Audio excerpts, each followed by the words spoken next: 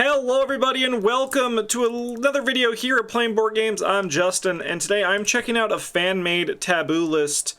These are, so if you don't know what the Taboo list, let's start there. If you don't know what the Taboo list is, it's some changes that they have made to cards to curb some issues, buff some cards, debuff some cards, and they update it like every year for the actual official game.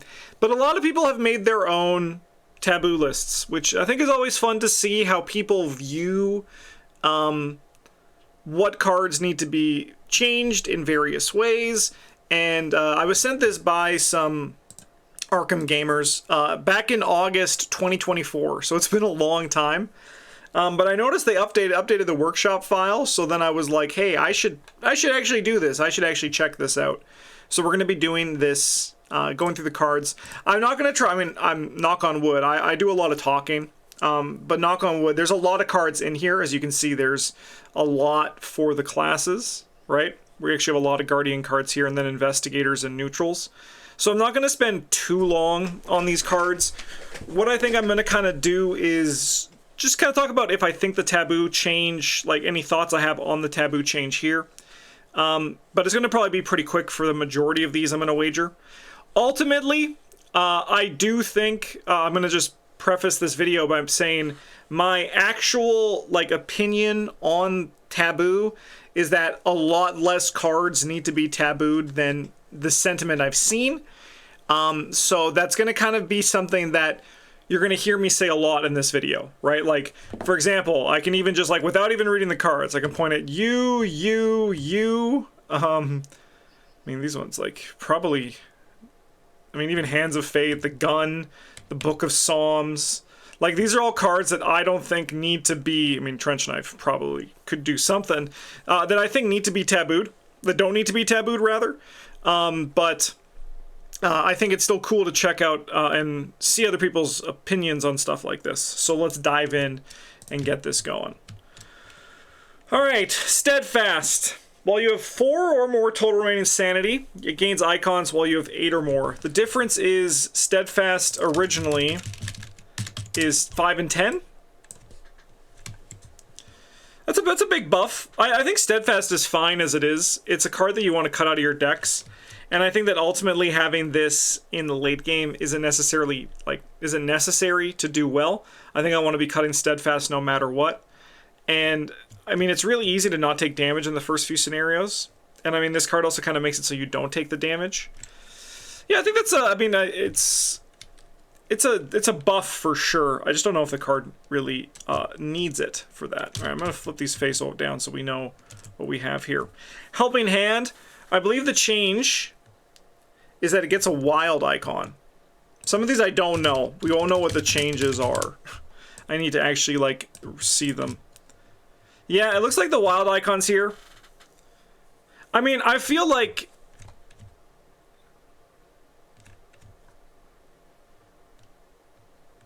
so I think that this can lose the first line, that you may commit Helping Hand to any type of test, because now with the wild, that's always there. So that can just be dropped. Sounds like the Steadfast buff is to help out Hank. I mean, I don't think Hank needs the help. I don't think Hank really needs it. For one card to target one investigator, I don't know if that's really the way. Do the officials Taboo still try to do easy to remember mutations instead of stuff like adding an entirely new icon? Yes. So that's the other thing that comes with these custom things, is that they're going to see, as you can see down here, physical training becomes customizable. They kind of basically become custom cards as opposed to taboos. And that's going to be something that I think we're going to see with this Taboo list quite a bit. So kind of look at these custom versions of these cards. I think that change is fine. I mean, I'm kind of surprised this card didn't have a wild icon to begin with. So I think that's a fine change here. Fighting Lessons is now Wild.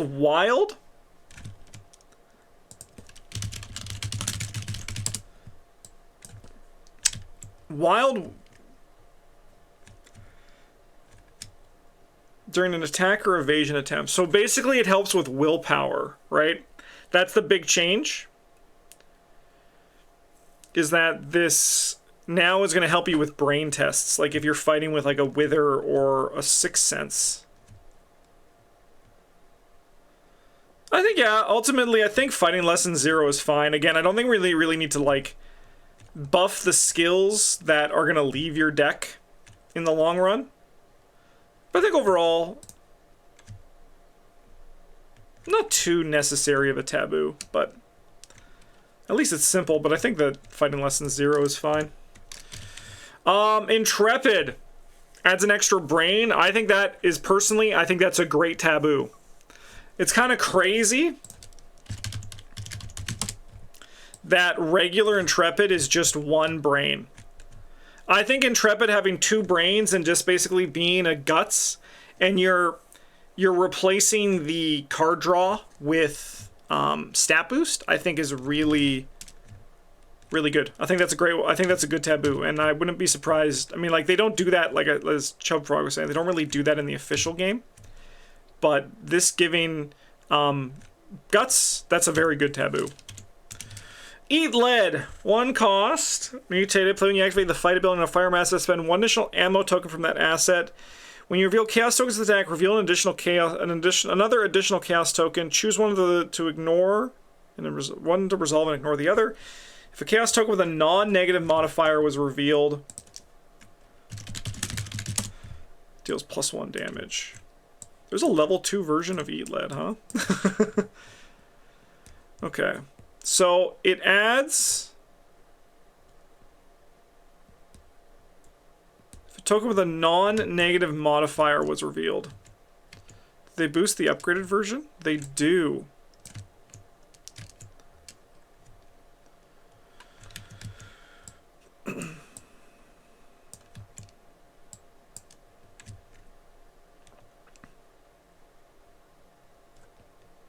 For each one, oh, that's a pretty good card for the upgraded for each. Man, Eat Lead 0, so Eat Lead 2 is kind of expensive.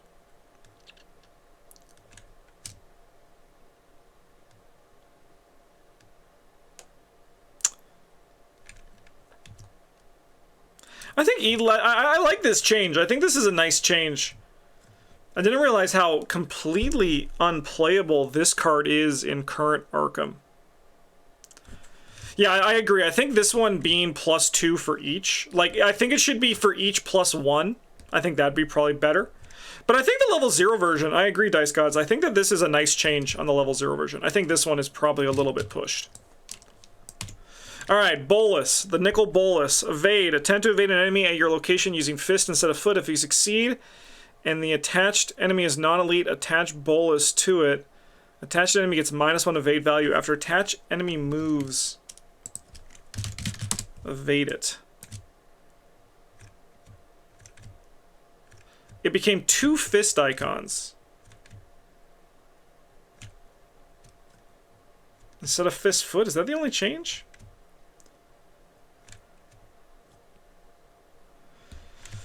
I mean, this is something we've talked about on the channel, where Guardian's design space is kind of strange, where... I think is that the same for Grievous Wound? No, Grievous Wound always was an overpower.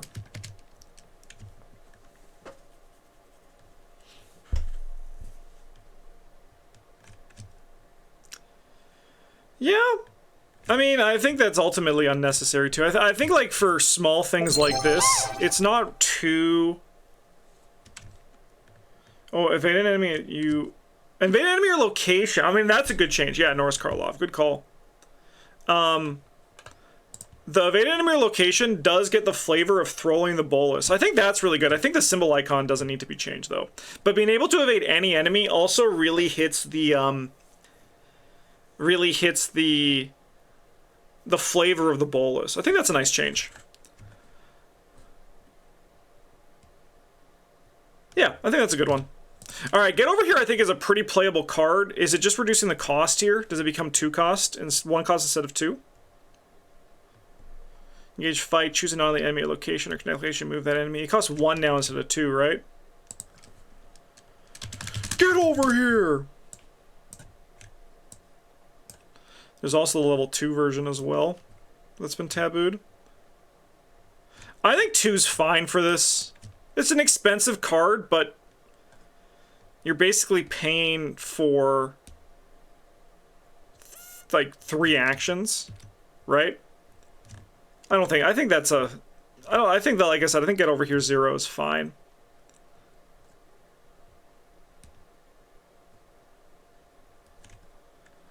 But yeah, it's very similar to Stall for Time. I do like this evade on the thing. The others, I think that's, yeah. I think it costing, I think that's an easy taboo to do, but I think get over here 0 is fine. Alright, Grievous Wound. Mutate fast play to successfully attack an enemy using a melee asset. Attached Grievous Wound to the attacked enemy. Force. At the end of the round, deal 1 damage to attached enemy. Man, it's so bad with some of these cards I don't know that I don't even know, like, what the difference is. After you successfully attack a non-elite enemy. Ah, you can attach to an elite enemy. I think that's pretty fine. Like, it's kind of strange that non-elite is on Grievous Wound, right? Like, what does this actually do if it's on an elite enemy? What does it change? What does it break? Play 2 of them?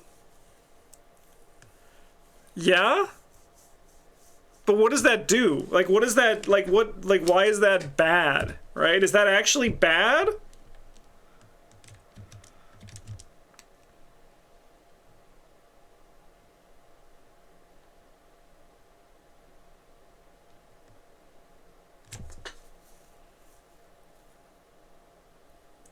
I mean, I guess, like, the worst part about it is just that,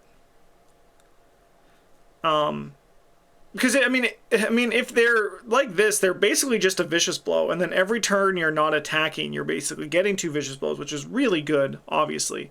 But I think the worst part is just that it makes, like, melee weapons better. But, like, if Grievous Wound cost 2, like, originally, that cost 2, and then, like, was able to attach to elites, I think it'd be pretty okay. Is there any card that deals more damage if the enemy is elite? No, I think it's actually the opposite. I think, like, there's cards that deal less damage if they're elite. They do less if the enemy's elite. Alright, hold up. 0 cost, parlay. Choose an enemy location. Perform a fight action against a chosen enemy. If you succeed instead of dealing damage, play an item asset from your hand, reducing its cost by each point you succeeded by. It costs 0 now, right?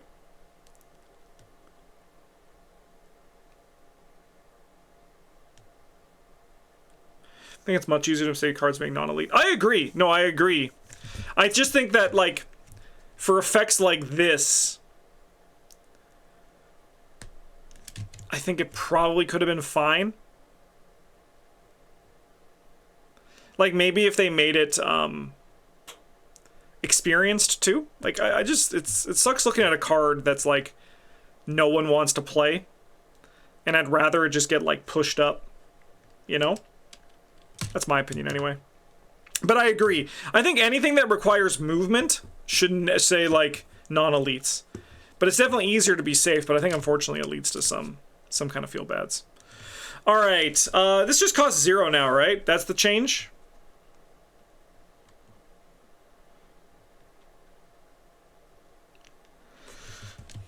Or is there something else up? Hold up.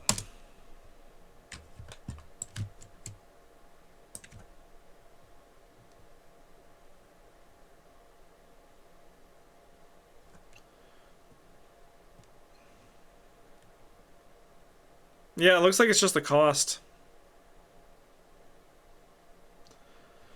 Oh no, they changed the wording too. So choose an enemy location and an item asset from your hand, and this one is you choose if you succeed instead of dealing damage. That's interesting. What's that one rogue card? What's that rogue card? The I'll take that.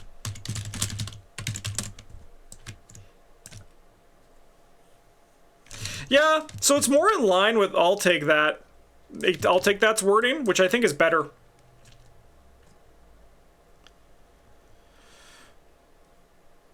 Does this allow you to play items from your backpack? Play an item set from your hand, and cards in backpack may be played as if... I think that's a nice change, also just for formatting issues. Do we know if you can fight with a weapon for hold up, or is it a normal fight? That's a great action. So that's a great question, sorry. Let's look at obscure, because I think that is the secret to solving this problem. A melee fighter evade that enemy. It is going to be a basic fight action I'm going to wager for hold up, because this one, if it's bolded, if it was perform a fight, capital F, bolded, it would be any action. But because it's not, it's a basic, I'm pretty sure. But yeah, no, I like this change. I think also like the backpack thing is good. But also just like not even for power. Like I agree that this, like if I'm looking at like this is like probably what hold up should have shipped as, right? I'm not doing my job of doing this in quickly, so chat, we gotta move on. I think that's a nice change though, hold up. If it bleeds, is now traded to spirit. Each investigator at your location, that's different, right? Or is it not? No, it is each. I've never played this card really. Ursula's ability. Alright, we're really doing this, huh? I said I wanted to go quick today, chat.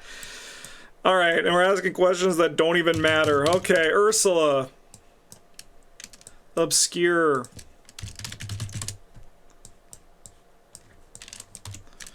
Alright. Take an investigate action. Perform a fight action.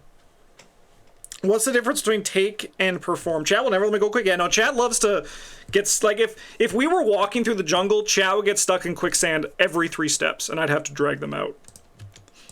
Because they'd be like, this quicksand over here says... is a question that says, hold up, can it do this? What's the difference between take and perform? That's an extra question. Perform a fight action against the chosen enemy. Alright, you know what? You might have convinced me. It might, I don't even know though. This one is different. Take an investigate action. Yeah, I don't care. I don't care. I'm moving on. I think that you're probably right that you could, but I think they said you can't. And I don't know why, and I'm not going to try to solve why. I mean, this having spirit is, I think, totally fine. I think that's totally fine. Alright, warning shot. As this costs to play warning shot, spend 1 ammo from a fire mass you control, move on and on the enemies at your location to a location. This action does not provoke attacks of opportunity. I wish I had a cheat sheet. Where it was like, this is what the difference is. Cost down by 1? Is that it?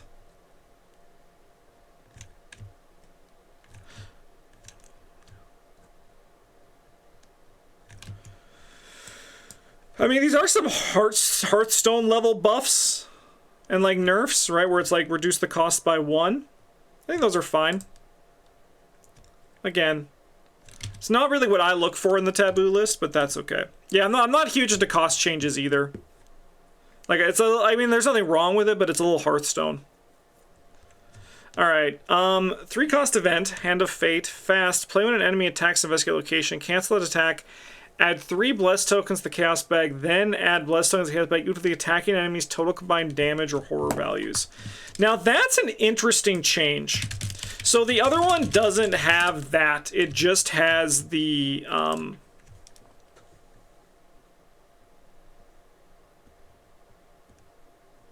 it just has that bottom thing there. I mean, I think that this is a fine change with the new, with the alterations to bless value. You know, how blesses are just easier to put into the bag.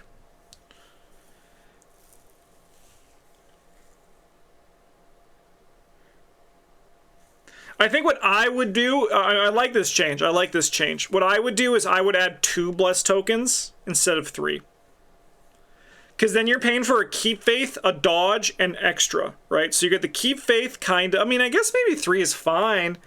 2 for the key. You know what? 3 is probably fine. This is probably going to add 5. Maybe 2, though. I think it's fine, though. I think that's a good change. I think that's interesting. All right, 45 automatic, which I don't think needs to be changed at all. I think it's pretty good. And looks like we have an upgraded version over here. All right. You may exhaust, so you have +1 fist to this attack. This attack deals +1 damage. You may exhaust 45 automatic to another aloof and retaliate keywords for this action. So they added the aloof, well, they added the retaliate for this and aloof, and now this one also ignores aloof. I mean, I like the difference between, I like the retaliate thing. I've said in the past that I feel like guns should have just always ignored retaliate, because like, why would that happen? Right? But I understand like the rules baggage that comes with it. But I mean, like, this looks pretty fine. You may exhaust it. Interesting. Yeah, I mean, I think 45 automatic is fine, but I like this as kind of like a re-envisioning of firearms and how firearms work. So I think that's pretty fine. Book of Psalms now costs 2 instead of 3. I just saw Daniel play this card. Yeah, 2 instead of 3. Again, I'm not a big fan of the cost changes.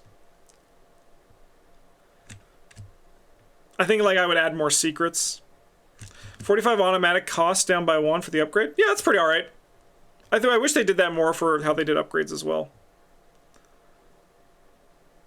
I think that this is, again, I'm not like super hot on the resource cost changes. I think that those are ultimately pretty minor. Resources are practically falling off trees now, right? And it did say in this email that these cards were designed for hard difficulty. But, chat, we might have to do this video in 2 parts. We might do half of it this week, half of it next week. Just as a heads up. Yeah, I think the resources matter more, like these changes when you're playing a competitive game, when like there's more of a tempo against you. But like, you can win this game of Arkham without playing assets or events even, and it's like it matters a little bit less. So it's more like a minor change, and I think it doesn't really do too much. Upgraded, sorry, no, first aid, 2 cost, use 3 supplies. If it has no supplies, discard it. As an action, spend a supply, heal 1 damage or horror from an investigator location. As a reaction, after use the ability above, exhaust first aid, perform a healing action on another card you control not named first aid with the paid action cost, or play a card from your hand that heals targeting the same investigator. I really like this idea, but you should, instead of doing first aid, you should just make a new card. Because I think this is a really cool design space. Is there an upgraded first aid? There is. I think this is a really cool design space. But I think it's like a whole new card. Perform a healing action? Yeah, it would be perform an action that heals. If we really want to get into the nitty-gritty for it. I think it's a fine upgrade. I think it's a fine, like, card. It's just, like, it's one of those things where the taboo... So, like, in my perfect world, a taboo is, like, the smallest, most intuitive change to a card, right? And I think this one is a cool card, but it's not really first aid anymore, is it? Like, that's why I like the Intrepid one, because it's just like, oh, now this card I think is actually, like, legit, you know?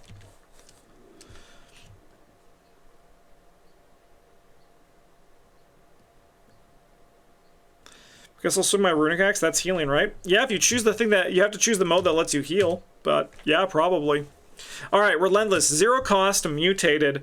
When you deal excess damage to an enemy, exhaust Relentless. Place thrice that excess damage on Relentless.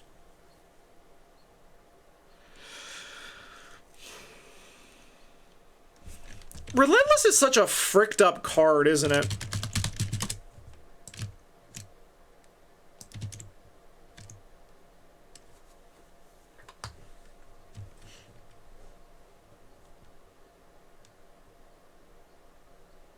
Haven't seen that many nerfs in this taboo list either. It looks like it's all buffs. Hopefully we get some nerfs in some of these other cards over here. Thrice is giving for each card thusly discarded, and I know, and I'm here for it.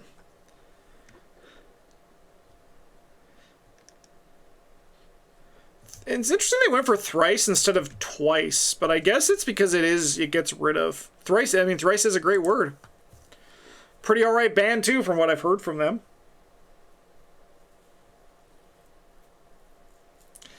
I still, here's the secret, chat. I still wouldn't play it.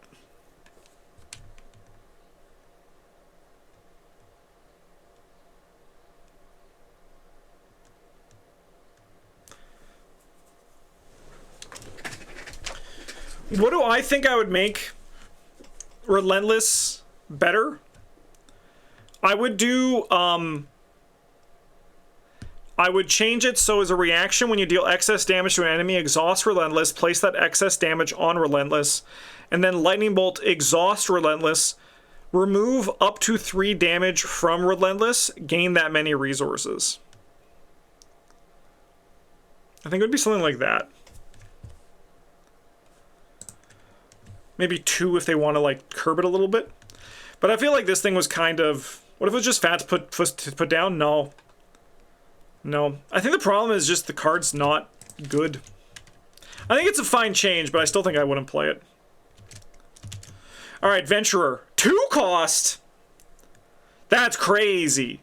That's crazy. No, Venturer's fine. 2 cost, that's crazy.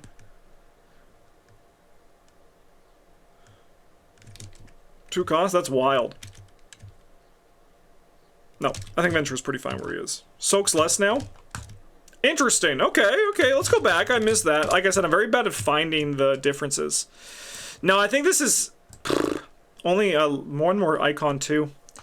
No, I think Venturer's fine with how he is as a 4 cost. I think Venturer is a card that you look at and you're like, I see why I play this card. I literally was just playing with someone playing this card and it was fine. I don't think Venturer needs to change. Trench Knife, I'm very interested, though. 3 cost. Engage actions you perform do not provoke attacks of opportunity.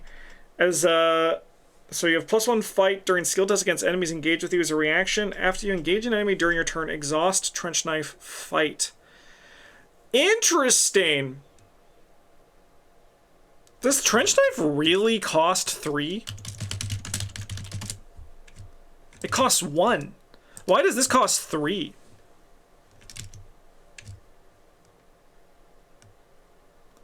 Am I missing something? Why was this to 3?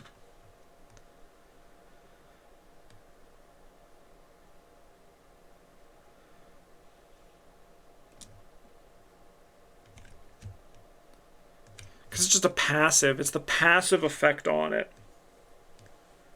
The passive skill boost?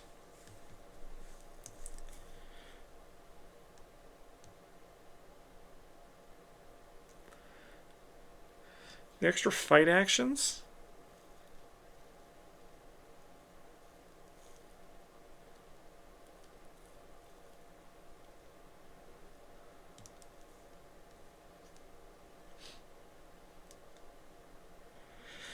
Be real, chat. Would you play this card? Yeah, I mean, it's really good against, it's really good against swarming enemies, but I always love those interactions.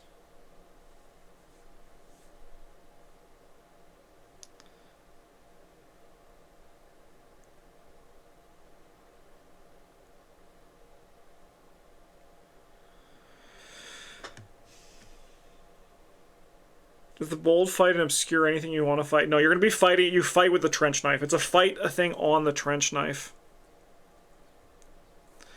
It does lose the +1 for each enemy, but just like a static... The static +1 is a nice... This is a very interesting version of Trench Knife.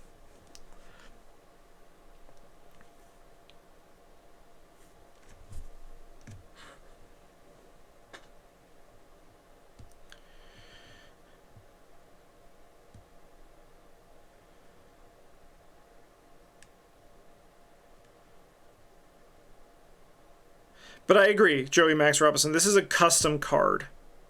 Not so much a Trench Knife Taboo, but I really like the philosophy behind this design.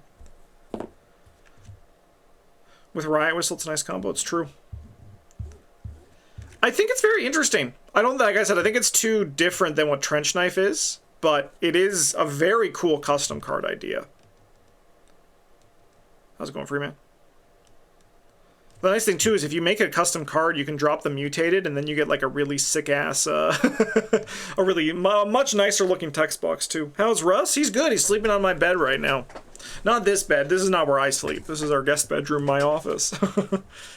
I like it, though. I think that's an interesting thing. All right, chat. I'm going to call it now. This is going to be a 2-part video. I am already 30 minutes in, and we're not even halfway through the Guardian cards. So we're not going to get it all done on stream today either. So if you on YouTube like getting this, there's going to probably be 1 or 2 more parts for sure. All right, something worth fighting for. 1 cost. Something worth fighting more may be assigned horror dealt to other investigators at your location. The difference is 3 cost, 3, and now it's 1 and 2.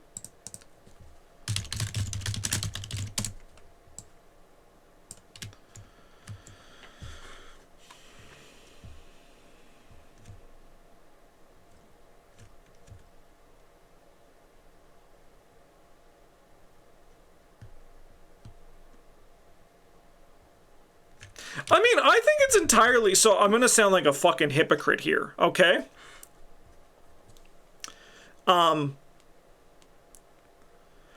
Is that I feel like this would be better.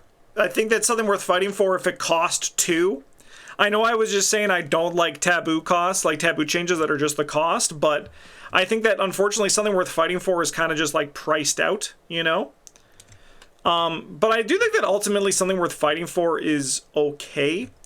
But I would love to see effects like this. So this is what we're going to probably see, not so much reprints when we get into the new current thing, but like different versions. Where like it's not going to be exactly this. It's not going to be like something worth fighting for 0 that has like a slight change like this.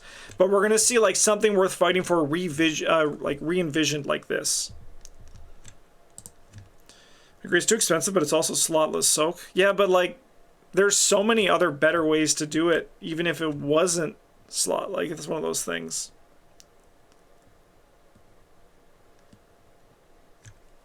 Yeah, I like the change though. Like, I think that this is like, I think this is a good observation that something worth fighting for is a fine card, but I can't even tell you the last time I saw someone play it. Well, I can. It was Parallel Jenny, but even then, you upgrade out of that like ASAP.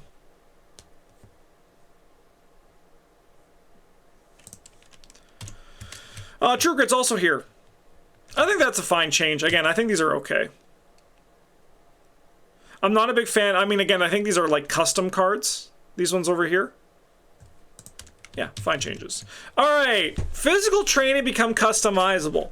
I think we can all agree before I read this next card, the customizable card, this is a custom card. But I'm very curious to see what this is because, like, again, this is, I think, what's very interesting for this, where this is the space that I want them to explore in the current environment. Take cards that already exist, but instead of reprinting them, explore them in new ways. Because that's what Magic the Gathering's been doing for years, and it's still gets exciting cards with each cycle, right? All right, mutated, customizable, 2 cost, 1/1, 1/1. That's all pretty normal. All right, helping hand. You may spend resources on this card on your resource pool to increase. Brain and during this click on is taking your location. Oh, interesting. Self-gratification. The first time you defeat an enemy this round, you may either gain 1 resource or refill 2 uses on physical training. Self-confidence. You may exhaust physical training to have additional action in your turn, which can only be used to engage. Consistent practice. It costs 2 less resources and have double the number of brain and fist icons. Military training. At the end of your upkeep phase, you may spend 2 resources this card or in the resource pool to place 1 ammo token on a fire mass you control. Uses 2 resources or punishes. I think this needs to say it gains for endurance. That probably should cost 4 XP as well. Adrenaline burst when you spend 2 or more resources on this card in your resource pool to increase.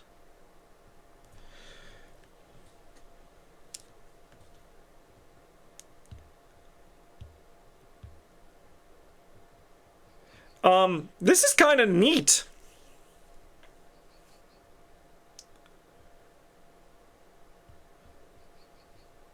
This, honestly, I'm kind of like into this card. I think the numbers are all off. I think like the balance is, I think this card's very powerful, but I love the concept here. I think that this is a really cool exploration. And if the, well, I know the person who emailed me this is just followed me recently, 26 minutes ago. But I think that this would be a very cool custom card to explore. Because I do think that the numbers are a little bit, like, strong. But I really like the philosophy behind this. Again, it's like a custom card I'm looking at this one, because it's not really a taboo.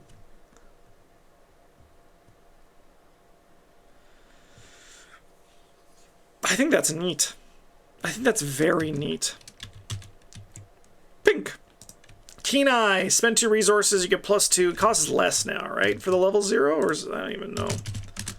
Keen Eye. Yeah. So I know what I said about cost reductions not really being my thing, but I actually really like it on Keen Eye.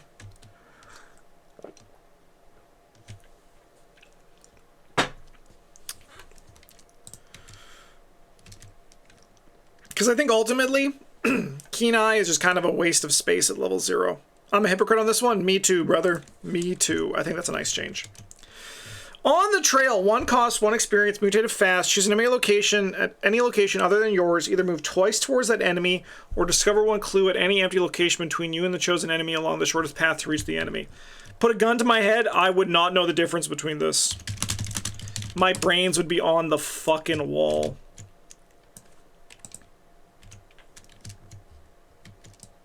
Is it just fast? Is it just fast? Man, what a shitty way to die. I just don't even fucking realize that the card's fast and now my brains are on the wall. I only know because I almost took it to our last game day. Okay, well that makes me feel better even though I'm dead.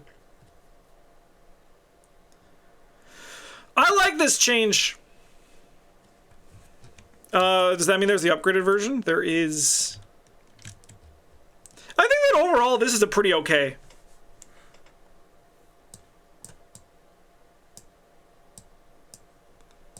I like that change. I think that's fine. I think these cards are playable, but not like exciting, and I think making them fast makes them feel a little bit more exciting. Boom. Mono a mono and the upgraded version. The font size is different. Yeah, that happens. Not on these ones from the original, I assume. Alright, so I actually really like mono a mono. 0 cost. They've dropped the bold.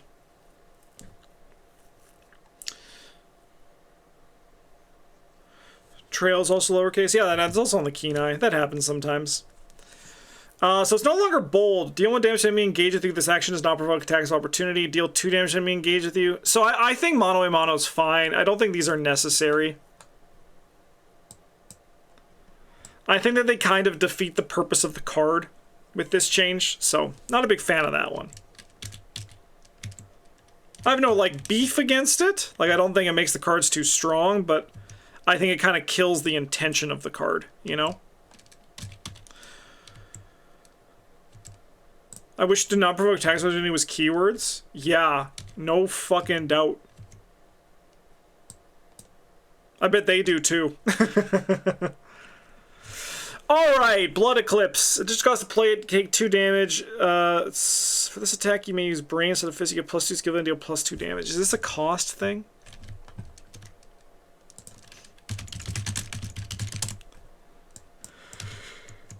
We got an upgraded Blood Eclipse somewhere? We do, right here. It's not a cost thing. Take 2 damage. You may use Brain. That's the change. Very bad at noticing things, chat, if you haven't picked that up yet.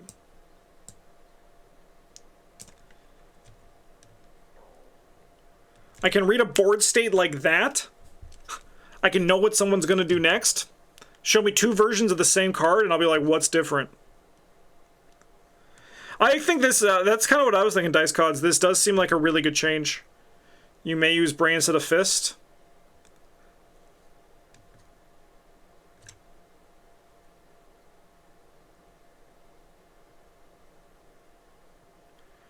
Quick poll. If FFG released these cards today, who would bat an eye of all their old cards becoming worse?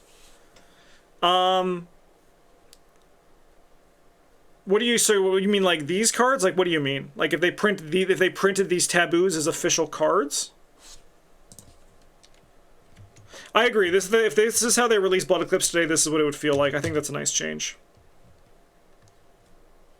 If they printed these taboos as official cards, yeah, I mean, I would just kind of be... So, the reason why I wouldn't want it to happen, not because I would have my cards lose value and lose strength, right? But because it's like, there's so much more interesting things you could have done. I would have been annoyed, not because like it depowered my cards, but because like, couldn't you have designed something like a little bit cooler than just like same but different, you know? That's my thought anyway. I like the Blood Eclipse change though. I think that's a nice taboo change right there. Alright, Snape. 0 cost, 1 experience. During the next fight action you perform this turn, using a ranged or firearm asset, treat each non-positive symbol token reveals as 0. If you see it, automatically evade the enemy. Snipe evading an enemy. You shoot him so hard he falls down?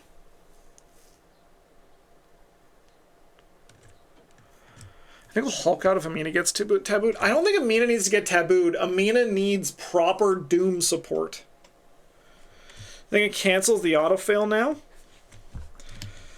Yeah, because the other one, it like cares about the symbols, right? I mean, this one also cancels the autofail.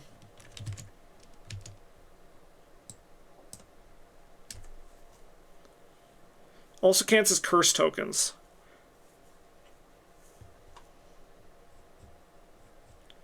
Yeah, it's the evade. It's the evade and curses. And frost tokens. Can't forget those! Or the sand tokens in the Fire of Cthugha. When we go to the desert and we fight Cthugha. I mean, I think that, like... I like the modification on this to the non-positive symbol tokens. I think that wording is a little bit obtuse. It doesn't cancel the curse, no, but it treats curse tokens as zeros. Oh no, it treats it as a 0. It doesn't become a curse. It becomes a treat each non you reveal as a 0 token. It changes the token, so it does cancel curse. Yeah, because you treat it as a 0.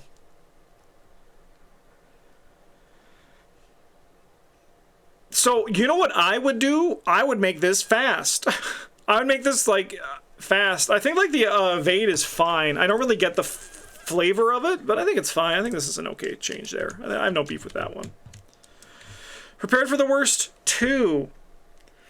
Choose an investigate location that searches the top 12 cards of their deck for a weapon asset, adds to their hand, or plays it, paying the resource cost. So the difference is 9?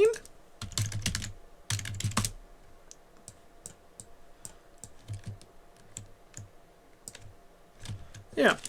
So, I understand why this happens, because we look at this. You look at this and you're like, why would I play this over Backpack, which also searches 12, right? But I feel like when this came out, they said, hey, wait a minute. We realized that 12 was a mistake. So we're going to go back to 9, and I think that's better this way. So I think we should instead not say... 12 is the norm, but rather Backpack is going to eat dirt. Backpack is the exception. I see the reasoning behind this, though. I think it's a pretty, like, logical change, but I don't know if it's a necessary one.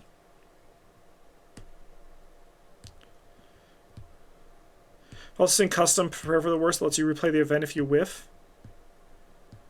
Add additional cost for each time you play it.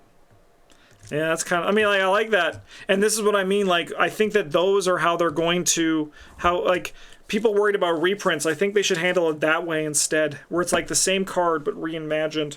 Which is why I also wanted to do this video. Because it's fun to kind of, like, talk about what-ifs for Arkham and stuff like that. So far, these have all been buffs, right? Yeah. I don't think there's been a nerf yet. I mean, hopefully we get to, like, Cyclopean Hammer is a nerf. It's up here waiting. I mean, we also have a wolf mask, so I don't know what that's going to be. Nerfs might be on the right side. No. I just took half of this and put them over here, so that was just a coincidence. Alright, Hallow. 1 cost, 1 experience. Unchained, -1 experience.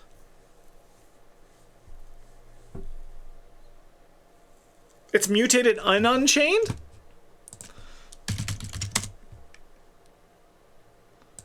Get out of here, Hallowed Mirror. We're not talking to you right now. Get out of here, Hallowed Chalice.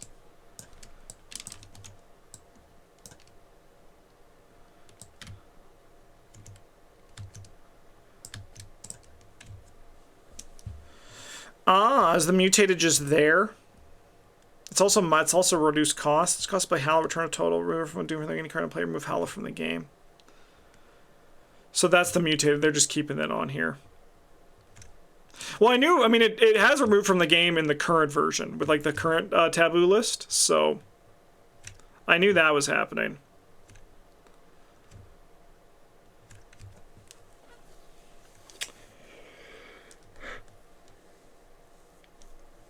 Sorry, doesn't normally Unchained have the experience cost reduced already?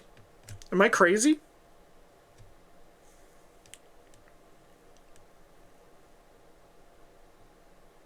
No, it doesn't. I am crazy. I am crazy, chat. Don't answer that. We got there. No, so I think Hallow is fine as it is. I think with this current Taboo list, I think it's good at what it does. It's not a bad Taboo, but I think Taboo it's how, as it is right now. Especially with Blessed tokens easier to get in, it's easier to get the extra turns out of that. Alright, Fang of Tyr Thra, which I think doesn't need to be changed, because the original version's totally good. Fight. You may use Brain instead of Fist. Choose an enemy at any revealed location as the target for this attack. Before resolving this attack, you may move to the enemy's location. Add your foot to your Brain or Fist for this attack. Okay. Is it the combination?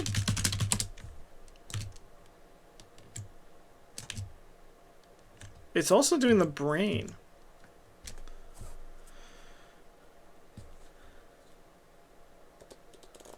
You can use Brain instead of Punch for Think. I don't think that... I mean, yeah, I mean, I think it's a fun...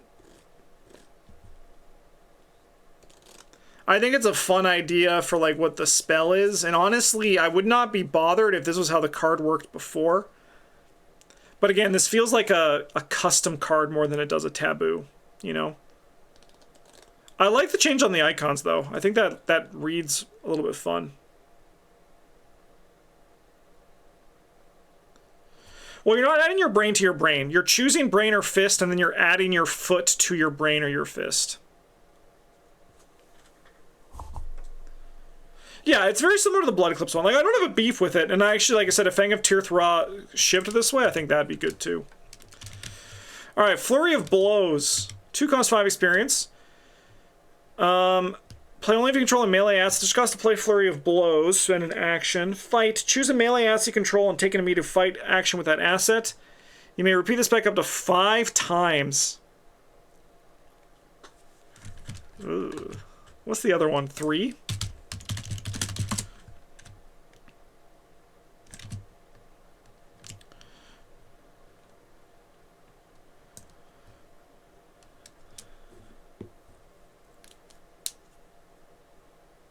Yeah, it's too many blows.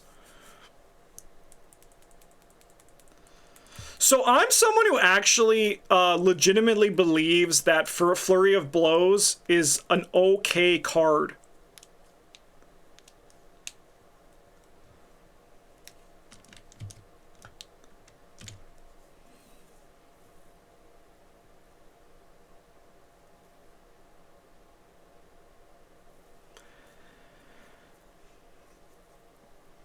You just have to be playing it with like the right melee weapons.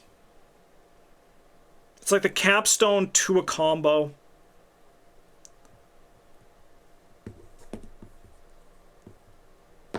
See a choke frog? Like if we just look at this with let's just grab the original Cyclopean. Let's just do that.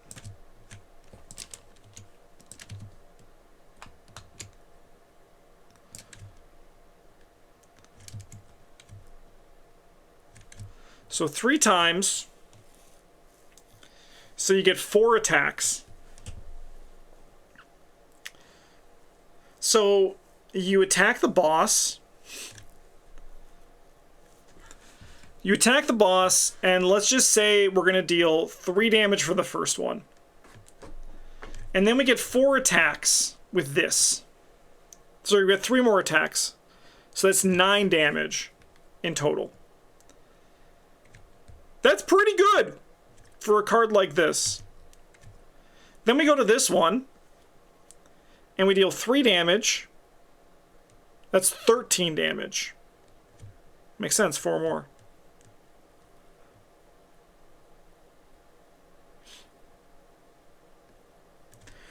It's a 2-hand-eye coordination strapped together with much more situation. That situation that I built in. I built a Holy Spear deck parallel Zoe to make this card good. I think it's shit with a Holy Spear.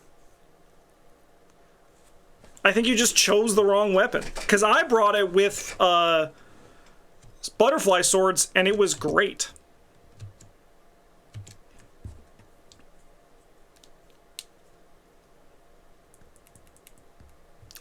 I don't know.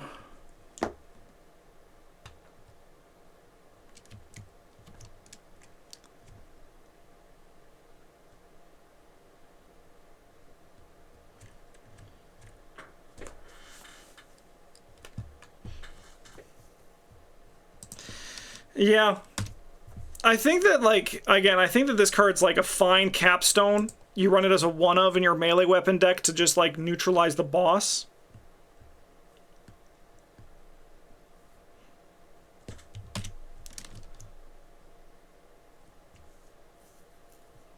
Yeah. Oh, no. It's pretty... It seems pretty powerful.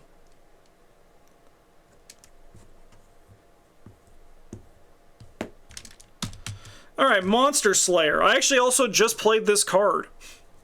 1 cost, 5 experience, mutated, engage, fight. You get +4 fist for this attack. If this attack succeeds against a non-elite enemy, defeat that enemy. Deal +2 damage for this attack. Otherwise, ignore the negative effects that would trigger upon the enemy being defeated. It's an engage and a fight action. Did you slay a monster with it? I slayed many a monster with it. Sorry, did I steal? Where's that custom ammunition? Custom... Oh no, that's the custom modifications. Which is... Where's the other versions of those? What the hell?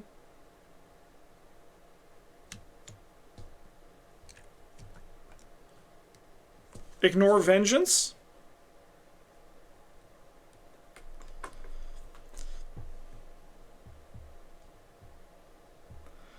I don't want to take a test for that effect at 5 XP. Well, I mean, you're going to have to. That's how Monster Slayer works. Like, we don't make the rules here, we just follow them.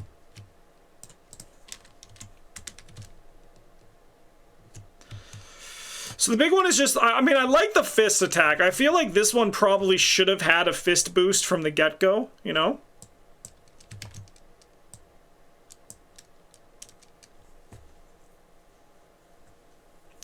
Monster Slayer 5 was designed for conglomerations. Is it going to play it anywhere else? I played it in Drowned City, and I loved it. I was actually like, wait a minute. In event, like in, I mean, I think like in Marion Tavares, because she gets that draw on free action. I actually loved Monster Slayer there. But yeah, this, I think we all agree at this point, this probably should have had a fist boost to it. That's true. That's true. A real Monster Slayer doesn't need a fist boost because you are already the Monster Slayer. Ain't that the truth?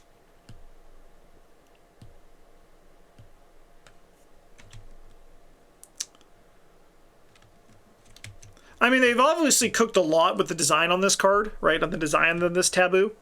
It's engage. It's extra damage if they're non-elite. Oh, if they are elite, sorry. You ignore negative effects that be defeated. I think overall, if you just give this like the +4 and then like deal +2 damage if it's non-elite, I think that's fine. Cool card though. I think I like the change.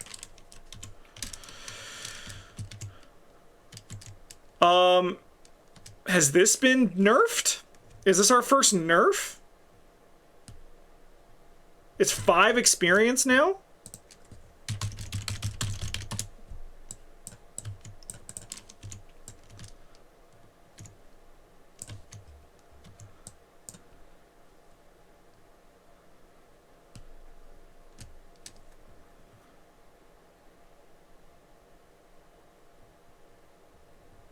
Extra ammo and 3 experience and 5 experience.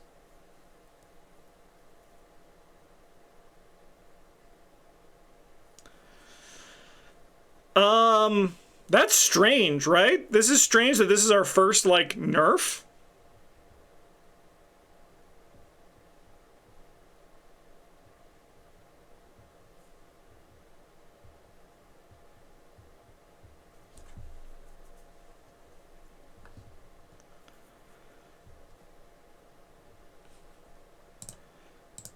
My guess is supposed to be +1 ammo and the XP change is a typo. Yeah, I think that's a pretty fair read as well, Holy Helicopter. That could definitely be the thing. Because there's no chained on it. That might be a typo for sure. I mean, it does... however, with that said, they have put 5 in brackets here. So they have, like, done it twice.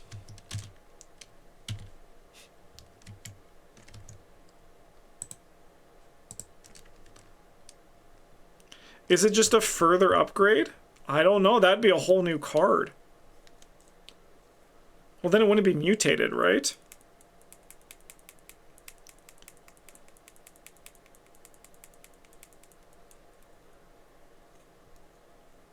That's why I think it's a typo. But they've put in here custom ammunition 5.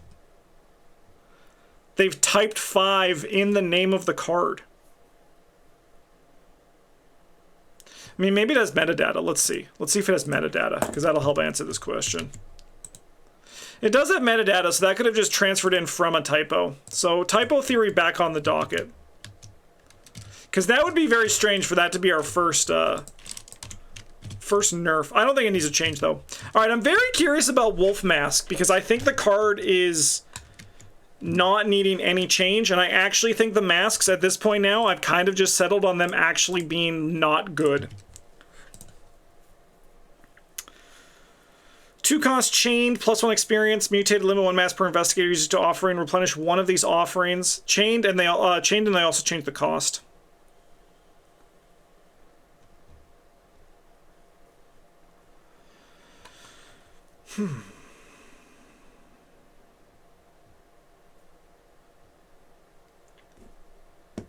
I'm already not playing Wolf Mask as much, if at all, anymore. So I think that I would never, ever, ever look at the masks again if they were like this.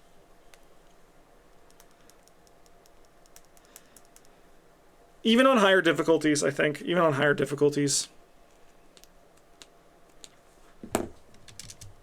2 cost? Yuck.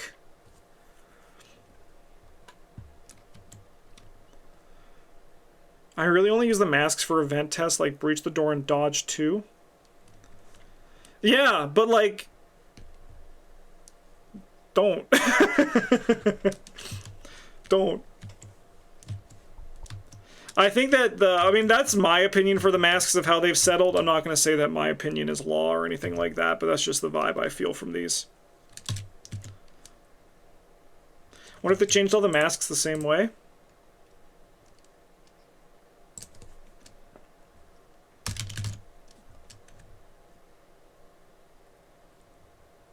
Doesn't look like it. Looks like, well, I mean, the cost is the same, but it doesn't look like this one's been chained. The action to play a mask feels miserable for some reason. I agree, and it's because they're bad.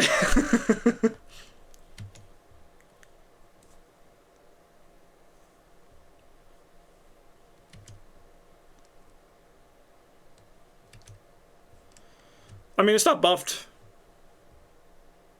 It's been chained. Ace of Swords been chained.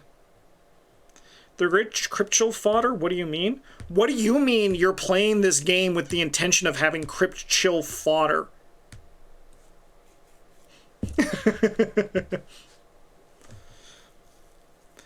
I mean, I think that's probably fine, but people also aren't really playing the tarots these days anyway either.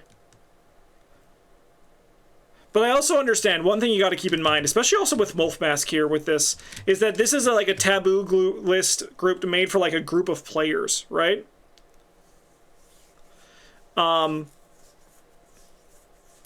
like there's also like some changes that were made to kind of suit like the play style and play structure of that group.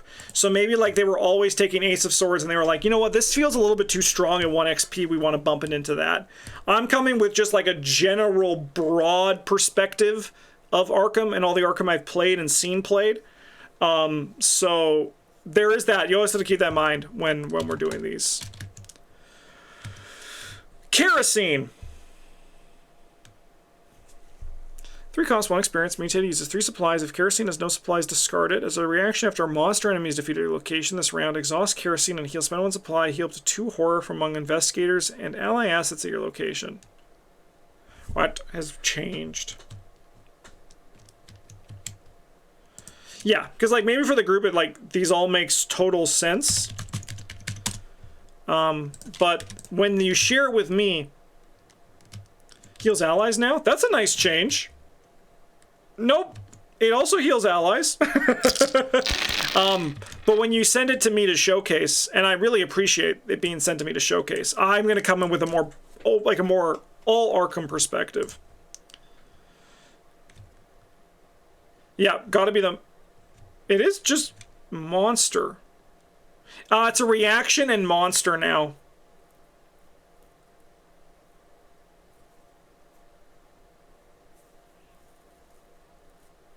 It being a reaction is really nice. I think this is a good change.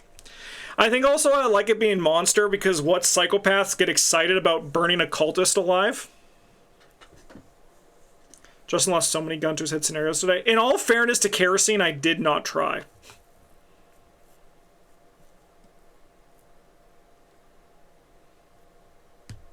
I think this is probably my favorite one seen so far.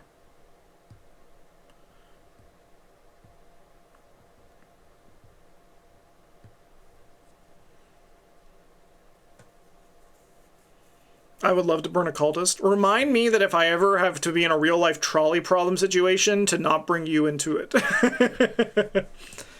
I like this change. I think this has been my favorite one so far.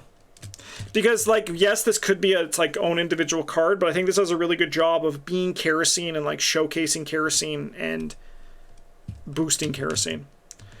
Bloodlust. Remove 1 offering from the Hungering Blade to attach Bloodlust to it if you cannot take 1 horror and shuffle back into your deck. While attacking with the Hungering Blade, shuffle Bloodlust into your attack, you deal +1 damage for this attack. Alright, well, my brains are on the wall.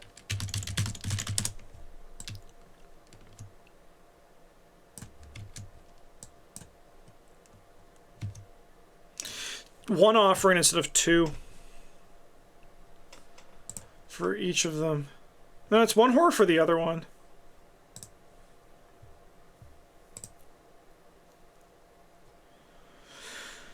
I think this is a nice change as well. It's just like returning from 2 to 1 offering. I think that's nicer.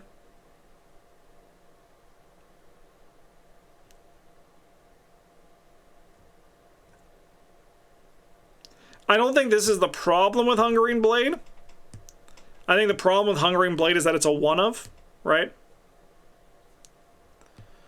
So It's also a basic weakness now, which might be unattended. It might be unattended, that's true. I think it's a nice change overall, though. But again, I don't think Bloodlust is the problem with Hungarian Blade. I think it's more like it's a one-of, but I think it's a nice change. Police Badge, 2 cost, 2 experience. Mutated, you get +1 brain. When an investigative location is taken as her turn, discarded, that investigator may take 2 additional actions this turn. Is it a cost reduction? Used to be 3. It's fine. It's fine. I wish this was changed instead of mutated. It had like a different word for cost.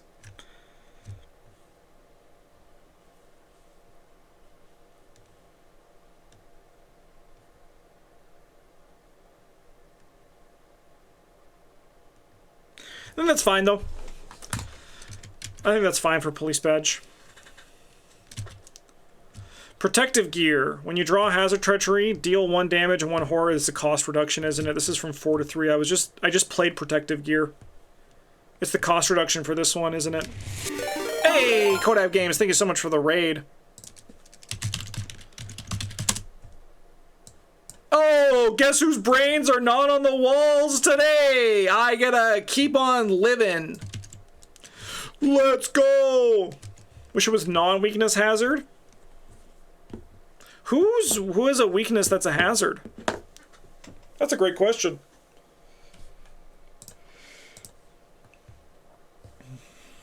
Oh, so we can have hazard weaknesses. I get you.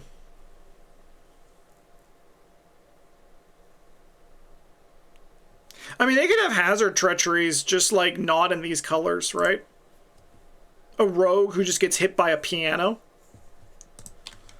That's fine. Again, I don't think the cost reduction ones really do too much for me personally, but that's okay.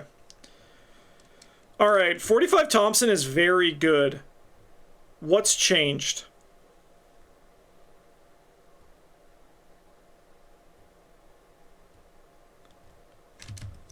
Is it 1 less ammo?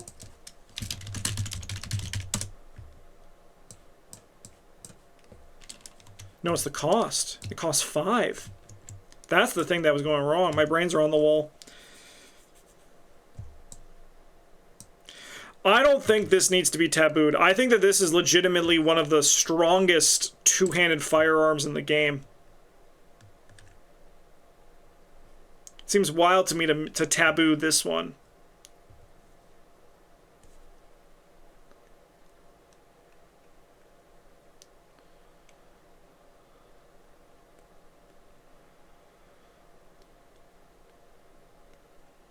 Again, though, with the perspective of maybe there's someone at their table who's all... I mean, but if they're always playing this Thompson... I mean, the Thompson is just... It's so good. But you know, -1 resource. It is true. We do lose value there. We need to change that. But yeah.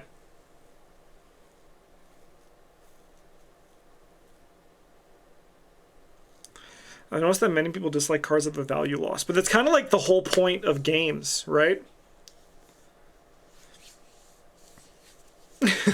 To, like, make up for that lost value in other ways. Yeah, I don't know about that one.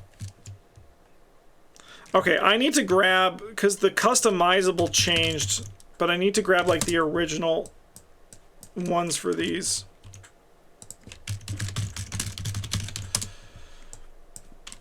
Let's grab those in advance.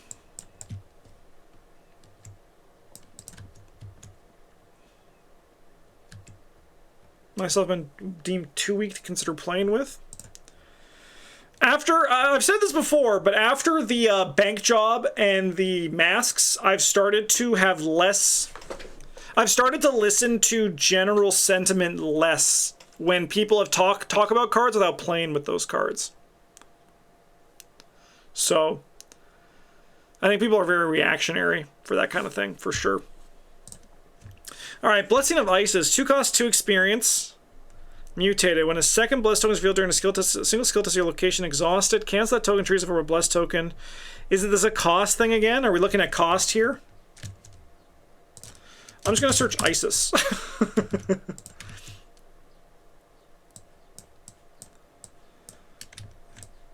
It's not. Strong melee reactions make good thumbnails pick. It's true. It's true. Can't catch me doing that shit, though. It's chained. It's chained to cost 2. It's not even chained. It's literally just mutated. Maybe this is supposed to be chained. But no, it looks like they maybe want it to be level 2. For Sister Mary? For Sister Mary, right? It's gotta be. Sister Mary can play this card. No, she's blue. It can't be Sister Mary. Who do they want this for? Diana? Just any blue level 02? That's a strange one to me. Yorick? Could be Yorick. I think Blessing of Isis is kind of bad.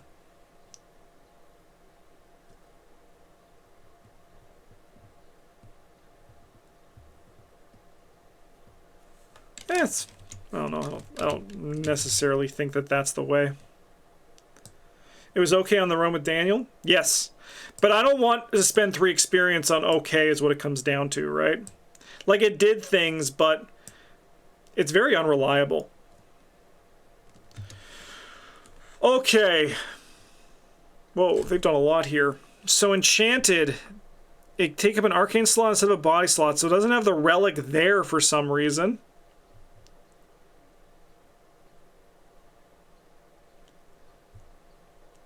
Protective runes. Gains the ritual trait. Again, this feels like a whole new card. Durable now gets the relic trait. And Hallowed gets the blessed trait. Lightweight gets the clothing trait. I'm gonna be honest, they cooked with this idea. I like the flavor of that for sure. But again, I think this feels like a custom card more than a taboo here. Especially because, like, Enchanted feels like it should give me the spell trait. Or something, you know?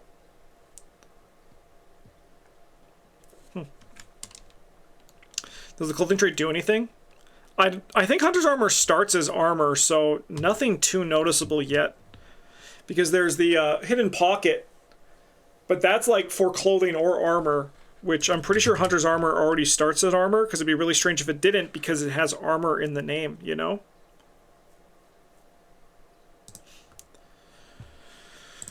You could hidden pocket stuff, but I think you could already hidden pocket with that anyway. Alright, Enchanted Armor. Mutated, Unchained, -1 experience. Play Enchanted Armor under the control of an investigator at any investigator location for damage or horror is placed on Enchanted Armor. Just X. Test X? What X?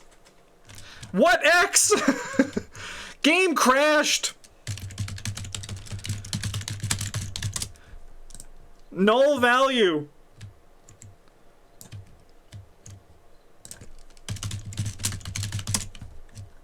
Hidden Pocket does hit armor. It hits clothing and armor. I'm telling you, I can't tell the difference between 2 cards, but I know what the cards do.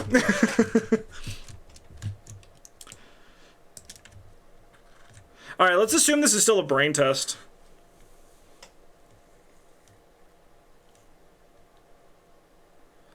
All right.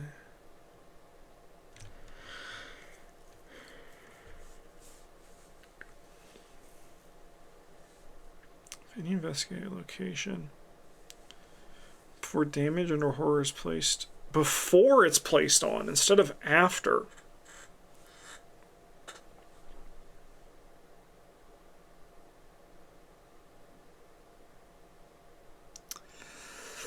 I don't know. I think Enchanted Armor is plenty good.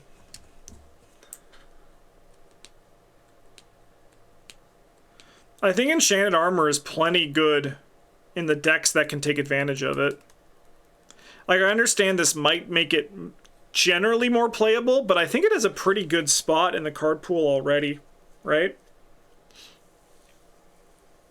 I like the Unchained. I think this being 1 XP is probably a-okay, right? But yeah, I think it's pretty okay as is. I've seen Bryn do disgusting things with it. Alright, Mark 1 grenades. 3 cost, 4 experience, mutated, use 3 supplies. If the Mark 1 grenades have no supplies, discard it. As an action, spend 1 supply, fight. You get plus 2 fists with this attack. If this attack is successful, instead of a standard damage, this attack deals 2 damage to each enemy, and the attack to enemy's location, deal damage to the investigator didn't succeed by 2 or more. If you didn't succeed by 2 or more. Okay, I think the wording on that one needs to be changed, but I think I like it. I think I like the philosophy behind it.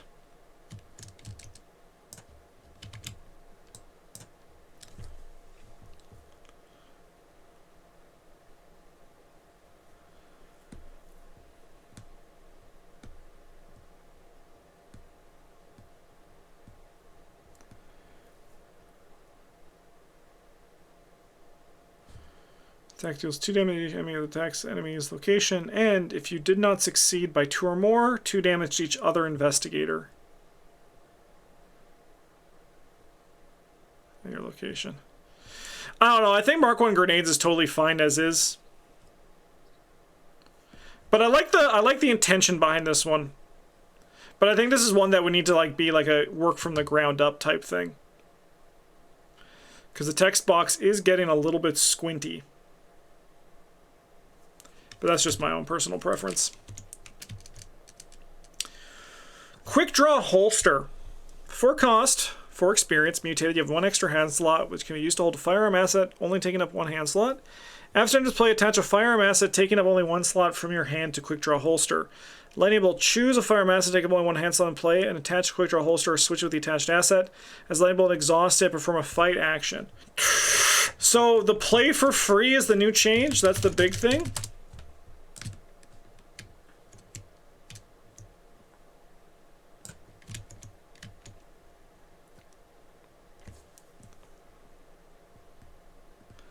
And the extra hand slot.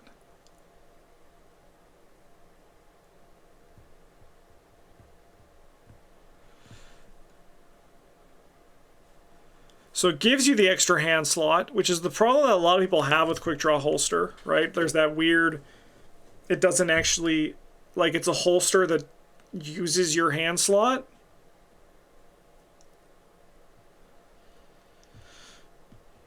I mean, I think these are all good changes to make the card, like, more playable. But I think, ultimately... Plus clothing trade. Let's go! Take that, Bandolier. I think, ultimately, I think Quick Draw Holster is kind of a little bit cooked in some ways.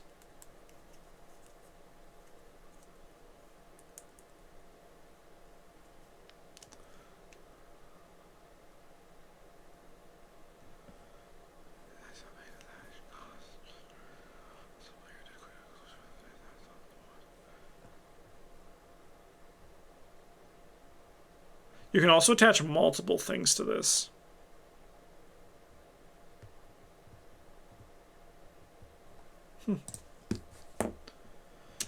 Yeah, I think it's fine. Alright, Springfield NEM 1903. 4 cost. 4 experience. Mutated uses 3 ammo. Action, spend on ammo, fight. You get plus 3 fist, plus 1 instead against enemies engaged with you. And deal plus 2 damage for this attack. If you're not engaged with an enemy, this attack may target an enemy up to 1 location away from standard range. So I really like this change. I actually really like this one. I think what I would word it as instead is fight. You get plus 3 fist for against enemies. Sorry, like fight. This attack deals plus 2 damage. If you're not engaged with an enemy, this attack may target an enemy up to 1 location away from the standard range. Up to 1 location away, ignoring the aloof and tally keywords. You get plus 3 fist for this attack. But I like having a way for using this card up close. Alright, Shotgun. This card doesn't need to be changed, so I'm very curious what the change is here. Shotgun is entirely playable. Spend 1 ammo, fight, you get plus 4 fists to this attack. Instead of its standard damage, this attack deals 1 damage for each point you succeed by, to a minimum of 1. It has that reload on it. Reload, replenish 1 ammo on Shotgun. I don't think so. Yeah, I don't think so. I think shotgun's totally good as it is. It's a combo piece. And, like, there's reasons to now play all the ammo boosting cards. I think shotgun's totally legit without this. M1918 bar, 5 cost, 4 experience, mutated 8 ammo. Spend 1 ammo, spend 1 to 4 ammo fight. You get plus X fist. For this attack, 7 standard damage. This attack deals X damage, X the amount of ammo spent as part of this ability cost. After you attach an upgrade to M1918 bar exhaust, add 5 ammo to it. I'm not going to talk about the balance and the numbers on this one, but I really like this. I really like this. Again, I think this would be a really awesome custom card. But I think it's pretty close to M1918 bar, that it's like not too far off as a taboo, like a mutation, right? But I think this is a banger design just generally, because it immediately makes you go, what upgrades can I get? How many upgrades can I put on this thing, right? I'd probably make it replenish. If I'm going to talk about like the actual numbers and balance for this, I think I would do replenish.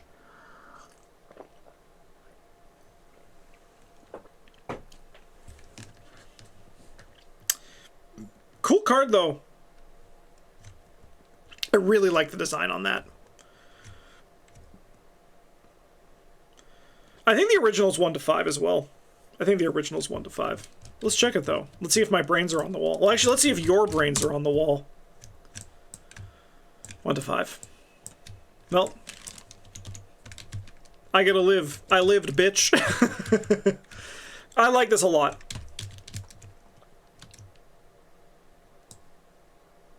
Yeah, don't worry, I'll be there soon. Alright, custom modifications. Notched sight.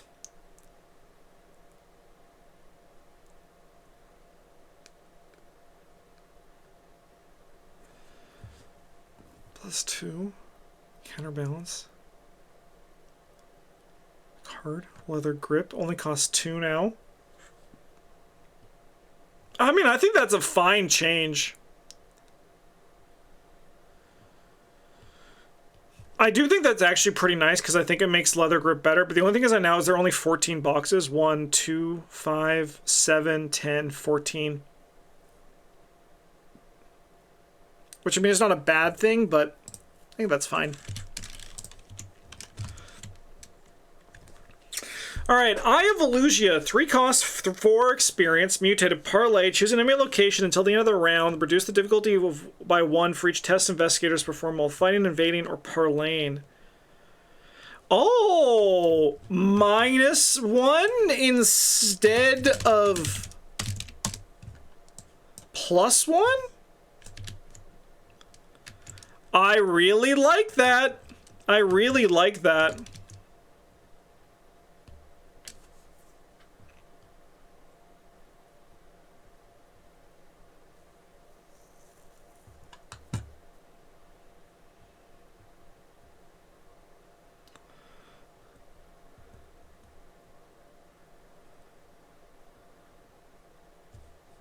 Yeah, I think that's nice. I like that one a lot. Anything that can give incidental reductions to fighting and evading, it's good. It's good. Armor of Ardennis, 4 cost, 4 experience, mutated. When any amount of damage is assigned to a card you control, exhaust Armor of Ardennis. Cancel all that damage. If assigning the damage as part of an ability cost, the cost is considered to be paid. Oh, shit. I think that's a good change.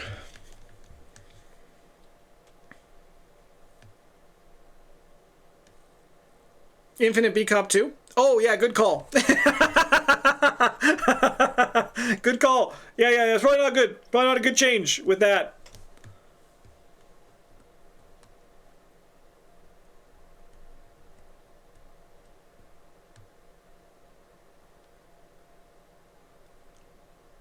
Yeah, no, Dice Gods, that's good call.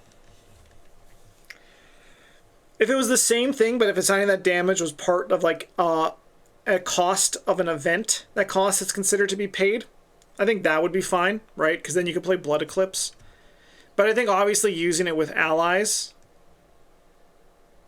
would be bad. But I like doing it for the Blood Eclipse, because that was what I first thought of, because we just talked about Blood Eclipse. But yeah, with B-Cop, that would be a problem.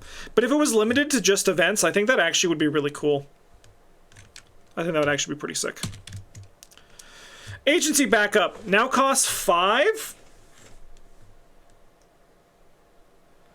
I mean, I think reasonably that is a fine change for what balance is today, right?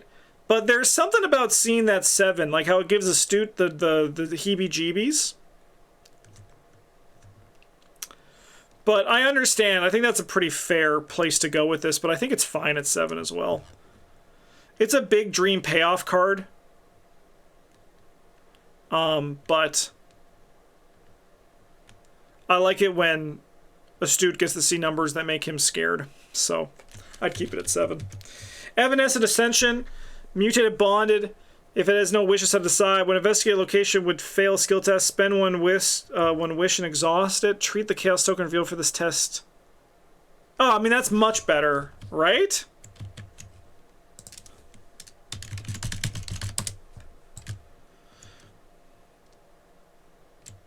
Yeah, because you just resolve their effect. This is, I mean, we can all agree. I think this is what the card should have been, right?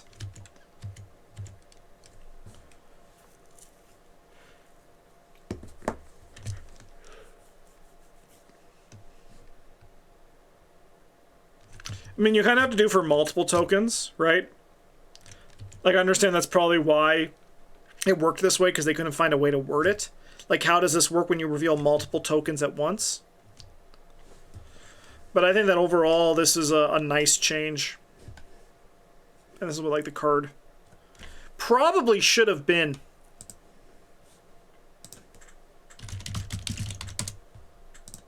Yeah, like I said, it needs some wording for those things, but I think that's okay. Okay.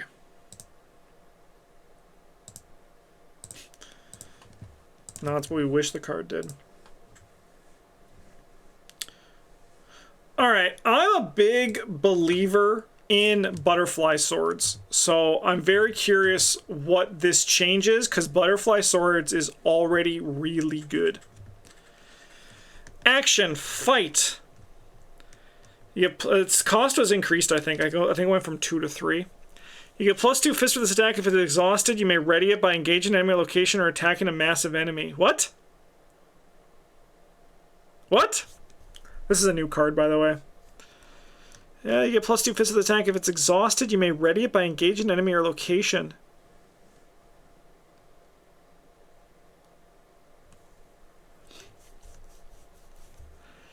This is a reaction as part of an action. So I can only do this here. You get +2 fists for this attack. If it's exhausted, I may ready it by engaging an enemy at my location. So I can engage an enemy as part of this, or is this a separate reaction? Then, deal +1 damage for this attack. During your turn, only if you have at least one action remaining, fight. No, this is a new card. Exhaust it. No, this is just a whole new card. That's not butterfly. Like, this is, I think it's an interesting place to explore, but you should do it as like its own thing.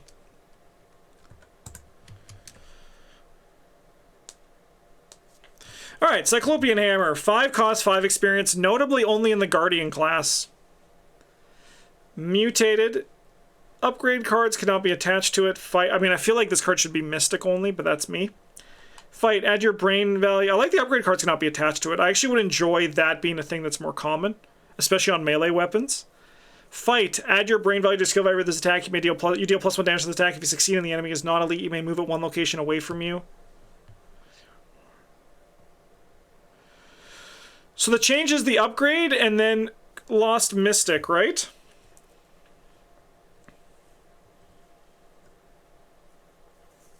Like I said, I think I would have liked this to be more in the Mystic class than the Guardian class.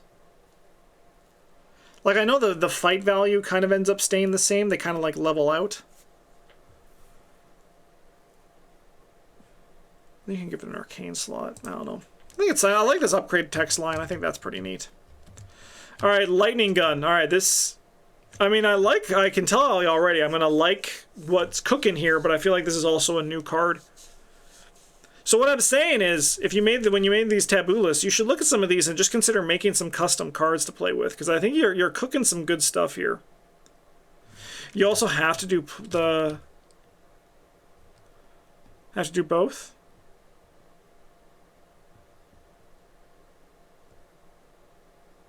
So you have to do both on the super. On the super, you have to do both. Yeah, good call. I like that change as well. Really evocative of flavor as well when it comes. All right, 4 cost, 5 experience, so cost reduction, I believe. 3 ammo. Spend on ammo fights, you get +2 fists and deal +1 damage to this attack. Then check your book value, base plus static bonuses.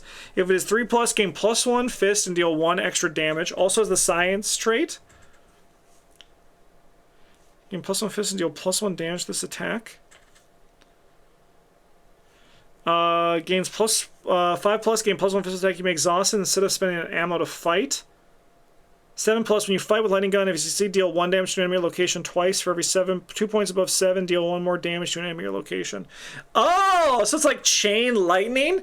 I'm telling you, this is a sick-ass design, and you should not limit yourself to just taboo cards, because this is a really cool card. Like, just you could design like a different like lightning gun, and like go in this space. I think that's really cool. I don't think it's a taboo. I think it's a whole new design, right? But that is a cool design. That's really neat. All right. Guardian done, and we're at 90 minutes into this video. Do you think I can get the rest in the next half hour? Think I can do the rest of these? All right. I mean, Guardian did have a lot. Guardian, Seeker, Mystic seem to be the big ones. The other ones are a lot smaller. All right, should we go right to Seeker? That's going to be another like 90 minutes. Or should we do one of the smaller ones? Let's do Guardian Seeker. And then we can do like Rogue Mystic and then like Survivor and these ones for the last one maybe. So I guess this is going to be a 3-part series.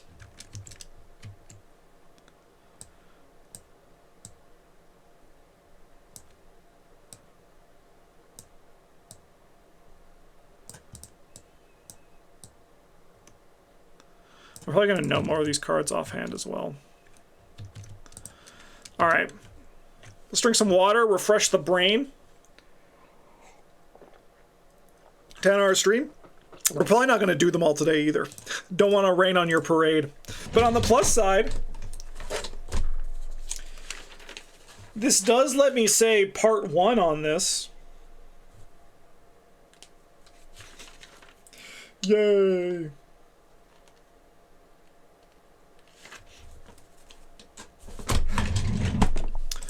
All right. By the way, if you're watching this and you have anything like custom or something you want to check out, you definitely should send it to me. I will check it out. It might not be right away. As I said, I was emailed this taboo list in August last year, so. All right. Curiosity. So I'm going to wager we're going to see some more nerfs here. Curiosity, mutated. While you have 3 or more cards in hand, it gains Brain Book. While you have 6 or more. Is this going to be a cycle along all of these? I think it's gonna be. They already got to Enraptured too. But like I said, this was just updated, so. I mean, it makes the card better. It's like the, what's the blue one card called? We just talked about it. Steadfast? It's like Steadfast where it doesn't need it. It's not an awful change though, but I don't think it's necessary overall. Barricade, mutate, attach your location. Not only enemies cannot move into attached location. When an investigator leaves attached location, discard barricade at the end of the round. I like that change a lot. So it's discard. The mutated adds at the end of the round. I think that's a nice change. Got something stuck in my eye. But I think that's a nice change here for barricade. My God. Get out of there! Help me. Chat, help me! I'm dying! Chat, help! Alright. Well, it's been nice knowing you. Alright, when investigating, I like that change. I think that's a good one here. Cult Invocation, mutated, cost to play Cult Invocation, discard up to 2 cards from your hand. Fight. The attack uses book or brain instead of fist. You get +1 skill value and deal +1 damage for each card discarded. I mean, I do like what they're doing. My eyes are watering in solidarity. Helping Justin's eye. Thank you for the elder signs. What I do like, they seem to have a through line for their spells of also adding brain to it. I will say, flip it and reverse it. It should say brain instead of book. You should always just do things in order that they go left to right. Just makes it easier. You have like a template built in that you can follow. I think it's fine though. I kind of like the logic behind the through line for this, so I support it. I think that's pretty alright. Throw the book at them. 1 cost mutated. Fight. Choose a tome asset you control. You get +X for this attack, where X is this that asset's printed cost. If you succeed, you may either automatically evade the attacked enemy, or after the attack ends, you may resolve an action or lightning bolt ability on the chosen asset ignoring all costs. Throw the book.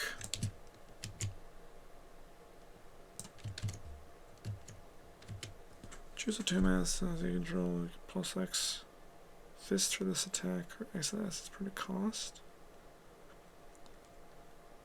If you succeed, you may either automatically evade the attacked enemy, or if that ends, you resolve an action.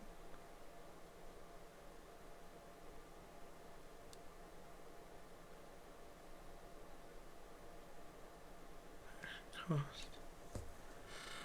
This saves you a secret. Does it? The original, no, this one, yeah, though this one saves you the secret. This is the original. Yes, this one saves you the secret. It's ignoring all costs. Yep. No, I thought this one was the original. I brainwashed myself. You're right. I don't know. I think throw the book at them is just a bad card. Hey, Archivos! Arkham, thank you so much for the Twitch Prime subscription. Thank you for your support. Welcome to the Golden Table. It's a pleasure to have you. And thank you for the Bezos bucks.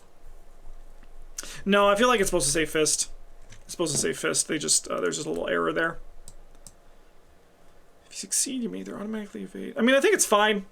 I think throw the book at them is overall a little bit of a flat card. This does certainly make it better. But it still bothers me that you don't actually, like, fight. You don't actually, like, throw the book at them, you know? Great job with this amazing game. Great job to you as well. I always love seeing the stuff that you're putting out.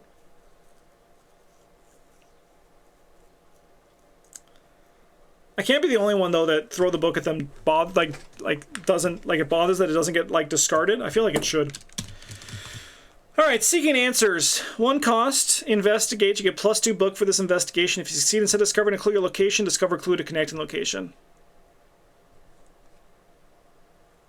I mean, I think that +2 book is actually probably a good change for this card, right? Do we have an upgraded version? We do.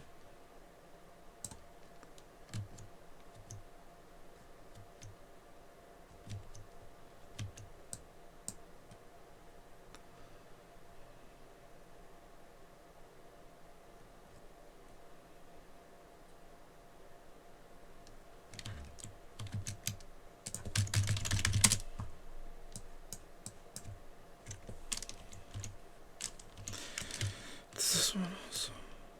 Yeah, connected location. I think that's a nice change.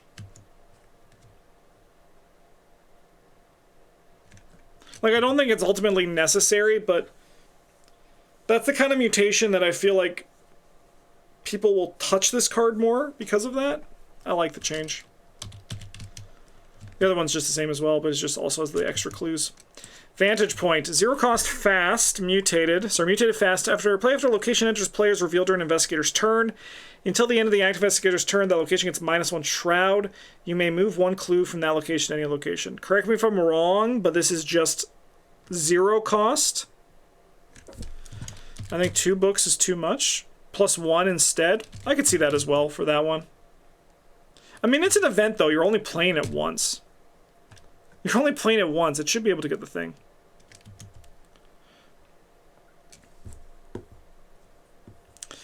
Vantage Point is an underrated card. I agree. I agree. I do like the change of it costing 0, though. Like, I think, because that is the change, right?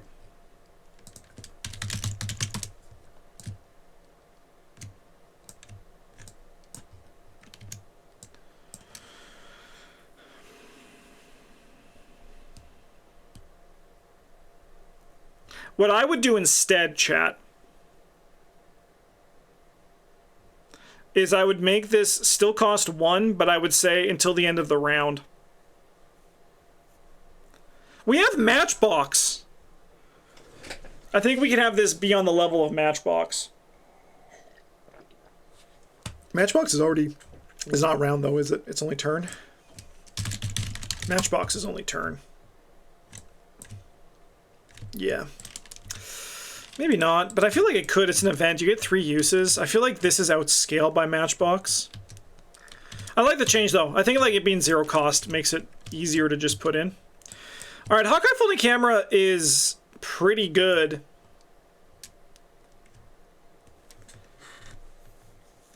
Three costs instead of 2. After last clue discovered my location, place 1 resource from the token pool in this card as evidence, limit once per game at each location.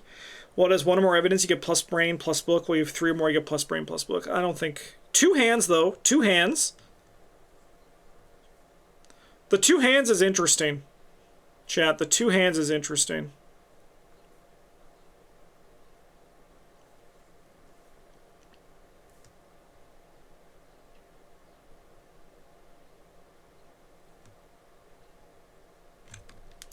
Dissection tools looks like it's the same way. That makes this somehow even more unplayable. How the fuck am I gonna kill things? I already have a hard time killing things with dissection tools in one hand anyway. It's interesting. I think Hawkeye folding camera's in a fine place though, right? I think we can all agree on that. Hawkeye folding camera is just like okay. It does the job. And 2 players, I'll play it through the whole campaign. At 3 players, I'll cut it once I start upgrading my deck. I think it's fine. But I think, yeah, these are not necessary. I think this is good. 2 costs for magnifying glass at level 0. I think we can all agree that this card is still worth the value at 2 resources, right? I think that's an okay change. Could be forbidden, it could. Did they upgrade the... No, they didn't do the other one.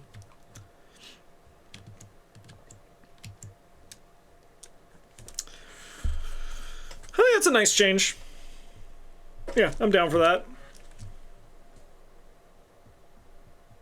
Yep, not much to say.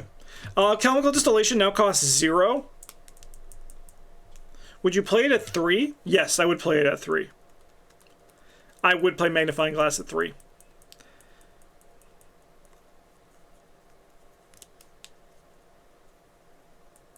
I don't know if I'd play it for long at 3, I'd have to see, but I would still put it in my deck at 3.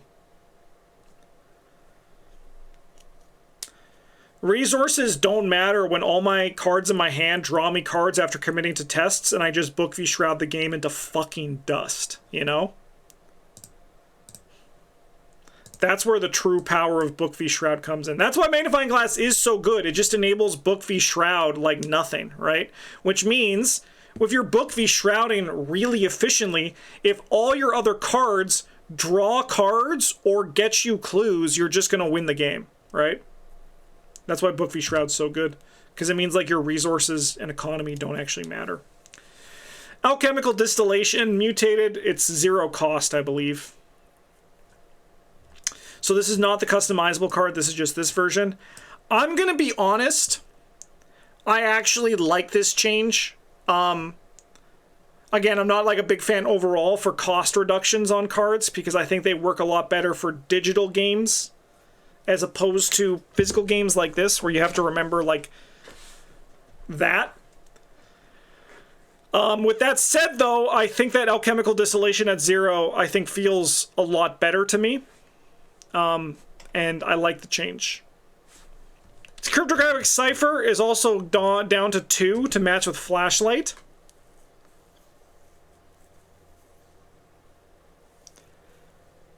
So cryptographic cipher is super playable, right? It's like super playable. But I do agree it feels a little bit strange that it costs 3, but I understand like you're paying for the combo of the extra actions because you can like reload it, right? And a lot of Book v Shrouding don't care about that +1 shroud because they're getting +3 because they have Dr. Milan and 2 magnifying glasses in play, right?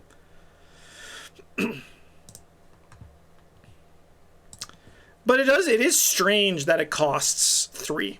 But I think it's fair. I understand this. I don't know if it's necessary, but I definitely understand the logic behind it. Okay, I'm going to need to look at the level 0 version of this. And you know what? While we're here, why don't we grab all the brothers too?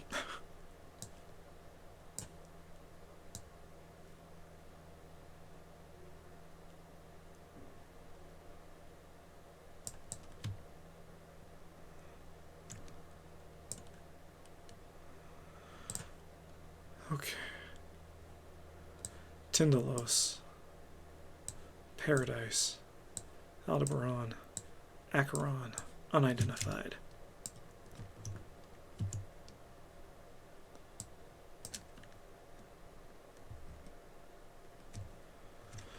Okay. Limit 1 per deck. Just gonna play a stat side, place one resource on 4 different locations as ley lines. You have to successfully investigate a location with a ley line. Exhaust this asset, move that ley line onto this asset, then if there are 4 ley lines on it, discard it. Take it as a resource, record that you've identified the gateway. 2 cost, hand slot, item tome occult, ritual? It says ritual on it now. So investigate a location with a ley line, exhaust this asset.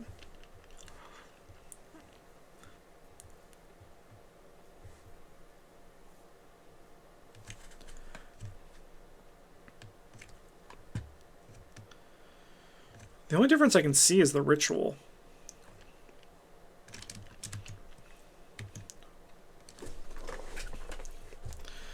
Costs were halved. The costs stay at 2.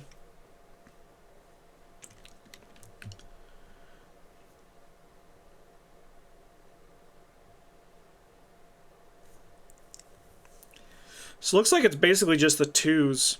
Ritual on this. And then 2s on that instead of 4s. The Archive of Conduits cost 4?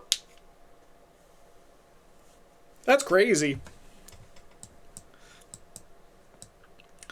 I didn't realize the upgraded versions were so expensive. Like, they're powerful cards, they're strong cards, don't get me wrong, but 4 is pretty pricey.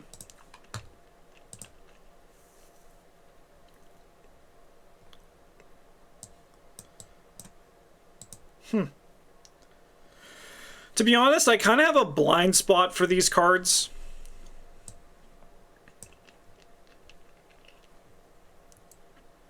So I don't really have much to say here.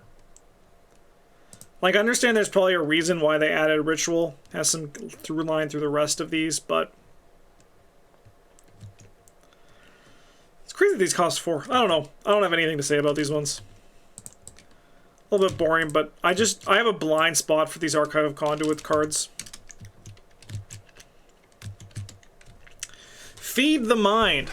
Mutated. Uses 3 secrets as an action. Exhausted and spend 1 secret to test book 1. For each point you buy to a maximum of 3, draw a card. This looks like a cost reduction. Don't tell me the original Feed the Mind actually costs 3. Feed the Mead! It does cost 3. Do we have the upgraded version? We do.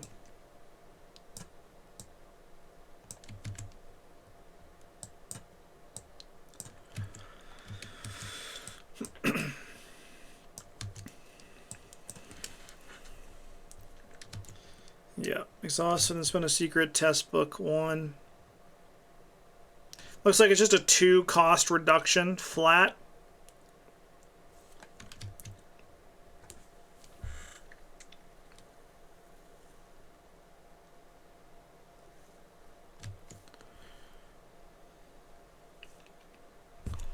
Yeah, I think, again, I'm not a big fan of the cost reduction ones, but I do think that that is ultimately a good change, all things considered.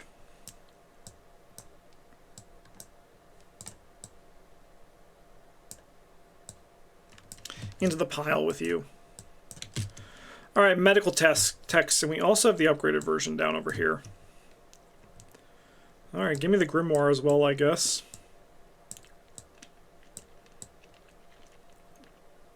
There's too much shit on me. Move these over here.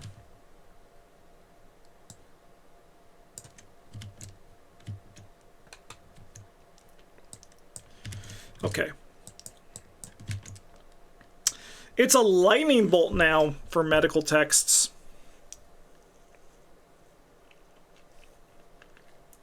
Give everybody the Daisy Walker power. I don't know. I feel like these secret ones have been a little bit strange. I'm honestly surprised and impressed, though, that they're not just like crazy debuffs to things. Choose investigative location as lightning bolt. Test book 2 if you succeed, heal 1 damage. If you fail, deal 1 damage. Other one is test book 2, lightning bolt. If you succeed, heal 2 damage. I mean, it's definitely better, right? It's definitely better.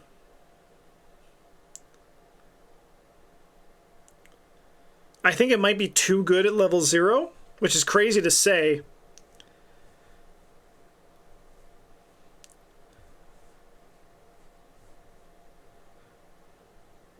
I don't know if I'd play it. But that is like, that's a pretty good healing, right? Like, you might be thinking, but people don't play this in Daisy, right? Well, that's because Old Book of Lore exists. Daisy's signature is actually Old Book of Lore. Changed my mind, right? It's just that universal in her. It's an interesting change, though.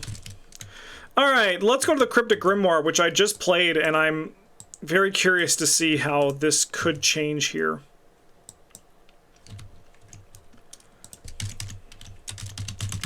There's a lot on the research cards, so... Oh, that's not how you spell Grimoire. Grimoire! So let's get these originals here.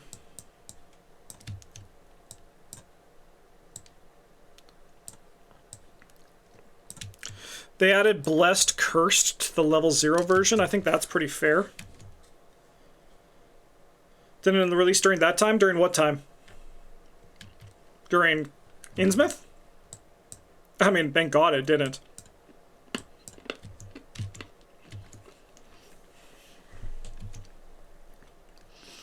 It's 5, yeah. I think that's a nice change for the Blessed Curse on this one. When you play the Curse book with Amanda, yeah. I'm pretty sure Daniel would have killed me if that Amanda deck was ever any slower or just grosser. Yeah, I like the Blessed Curse change to this one. Let's do the Elder Herald first. Researched. After one of my curse tokens are resolved during a skill test your location, place that many secrets. When you play an inside event during your turn, spend 2 secrets. Making its fast reduces cost by 1.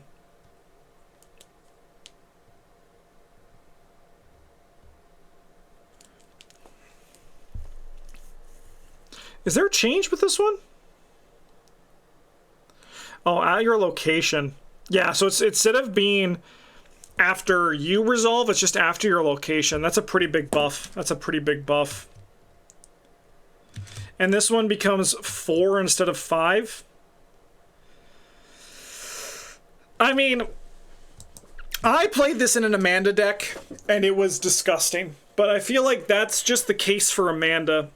Would this be too good? Like this?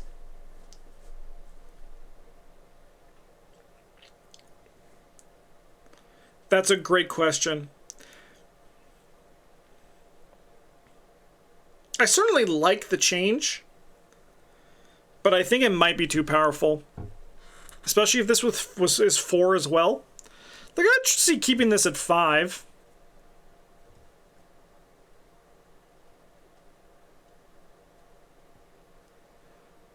Yeah, I think that'd probably be too strong. Because I think this version's already plenty strong.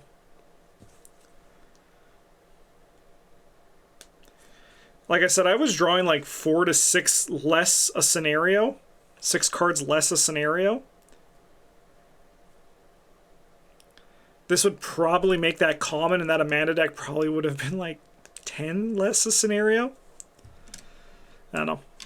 I like the change. I like the Blessed Curse one. I think this might be a little bit spooky. Shrewd Analysis. Mutated. Permanent limit 1 per deck. Your deck must include these cards, 3 cards, the unidentified keyword, and/or contain research. Oh, sorry, but the unidentified, untranslated cards, and/or contain the research keyword. I like that change. Anytime you upgrade a card with unidentified, untranslated, so tell you upgrade a second copy of that card at no experience cost. 2 upgraded versions are chosen at random from among the eligible options. You must still meet all deck building restrictions. Is the only change the first, that first little bit, that extra bumper on it?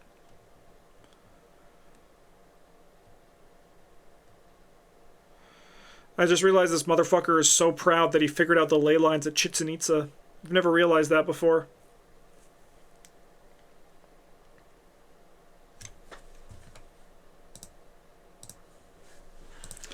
I like that change, though, to make it so that it's kind of like goes bigger into the deck. I don't know if it's necessary, but again, this might be because there's a... What's Chichen Itza? Is that a type of pizza? That's funny, because they actually jokingly refer to people calling it chicken pizza. Chichen Itza is that temple in the background. It's in Mexico. I was there last year. It was really cool seeing it in person.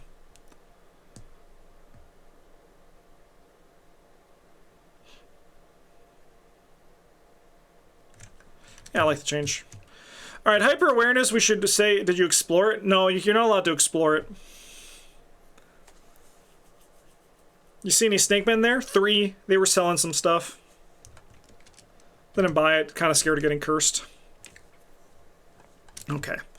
So this is like the other one. You may spend resources. Yeah, that one. You may exhaust it to investigate or reveal location as if you were there instead. That is so fucking good. I mean, it's an addition, so you can't do it as like a lightning bolt. When you draw one, you may drop a clear location, draw 2 instead. That's not really what hyper awareness does.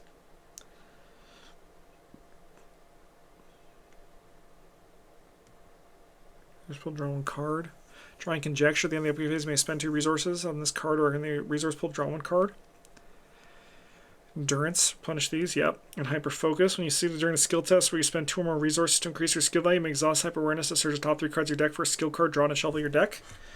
Powerful stuff. Again, I'm going to repeat what I said in the last one. You should make these as customizable cards instead of tabooed hyper awareness. I like the idea behind them, but I feel like you'd have more time to cook if you were able to explore like your own little space with it. Okay. Professor William Webb, 3 cost. Mutated uses 3 secrets. As a reaction, when you successfully investigate, exhaust them and spend 1 secret, choose an item in your discard pile and add it to your hand. Alright, is there an upgrade at William Webb? There is! Let's get the twins, and let's look at them over here.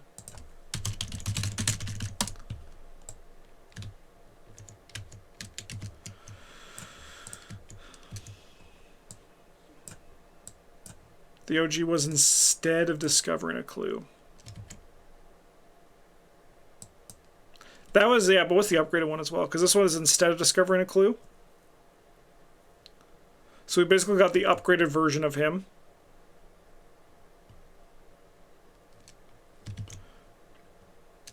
One secret should not just find out your hand, or discover a clue at a...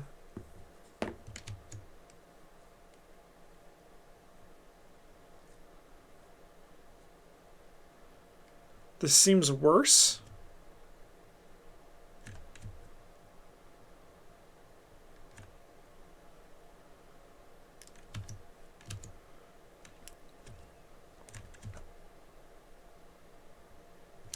The level, I mean, the level 0 version's an obvious buff, but this one seems like a nerf.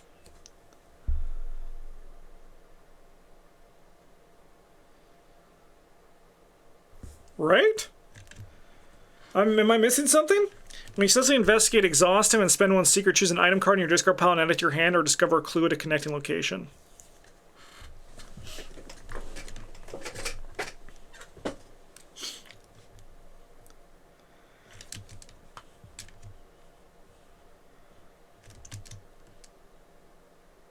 I guess you can get a deduction out of him, right? That's kind of the theory.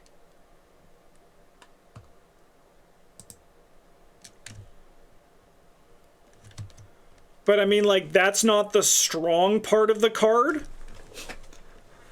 The strong part of the card is the scavenging.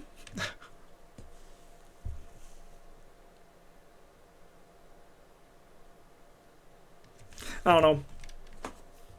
It feels weird that this one's such an improvement, and then this one, I would never upgrade into it unless I had extra XP. Like, yeah, I can get a deduction, but, like, do you know what also gets a deduction? Old Keyring 3. That was a bit strange to me. Alright, Esoteric Atlas, 3 cost, 1 experience, mutated chain, -1 experience. Uses 4 secrets, spend 1 secret and exhaust it. Oh.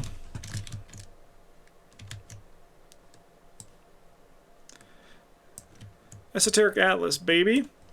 So then this one now costs 0, this one costs 1. Honestly, I think that feels right. Right? Was their cost changed? The other one got a cost reduction when it leveled up.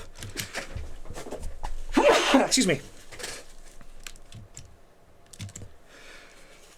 Excuse me.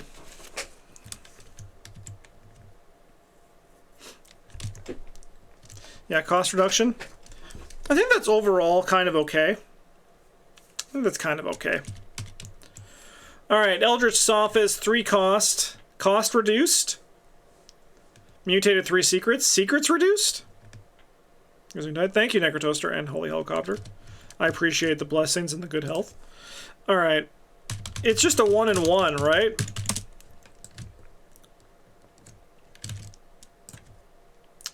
No, just the cost reduced. I don't think this guy needs it, right?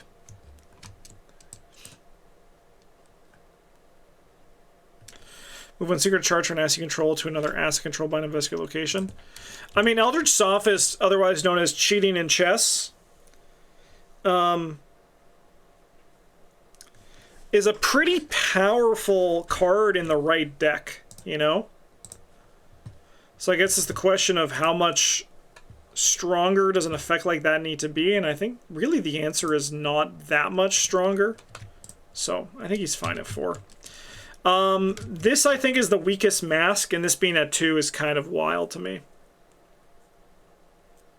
0 XP still, but I think that this is easily the weakest mask. I'm very curious to see what they do with Fox Mask when we check that one out next time.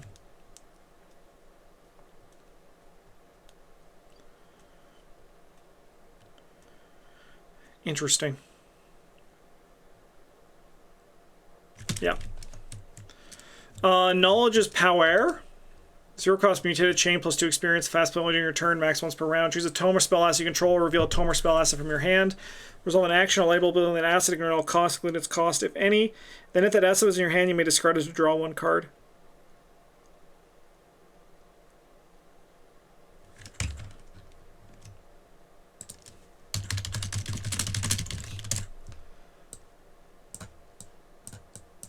The gang's all here.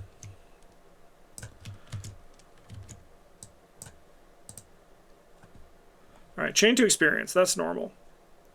Fast play during your turn. Max once per round. Looks like our little mutation there.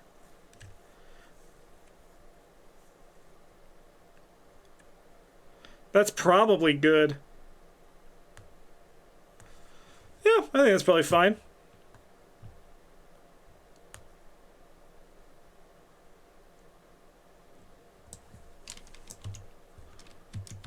It's almost like sleight of hand. It is. I mean, it's the same sort of problematic thing of sleight of hand. And then also like double or nothing. I think those live in a similar space. Who would have thought free cards is a good way to win the game? Ignoring all costs is a good way to win the game as well. Exposed weakness, 0 cost, 1 experience. Mutated, fast play during any lightning bolt player window. Choose a main location in test book X where X is the enemy's fight value. For each point you succeed by, reduce the enemy's fight by 1 for the next attack performed by against this phase. The next time this enemy dealt damage this phase, deal +1 damage. Is that the change, the damage? We have the upgraded version too. Oh, we have the upgraded barricade as well. What card am I even looking at? Exposed weakness. It's that forgettable of a card.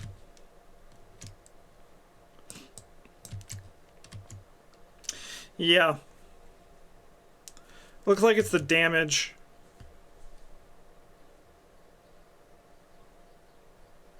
I think that's a really nice change. To be real, I think that's a really nice change.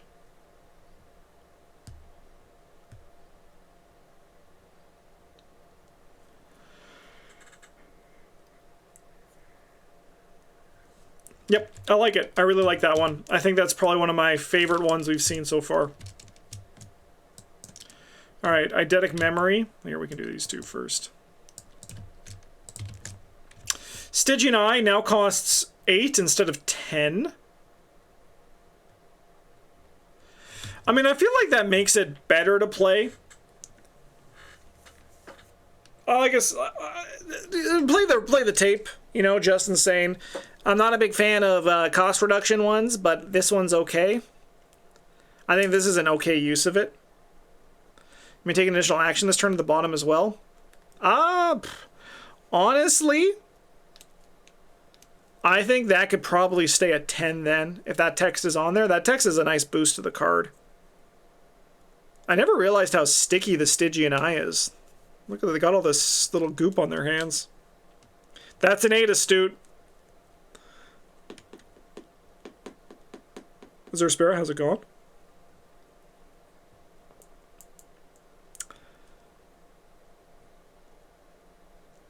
I feel like this being 10 and then getting +3, taking additional action, seems like an okay place for it to be.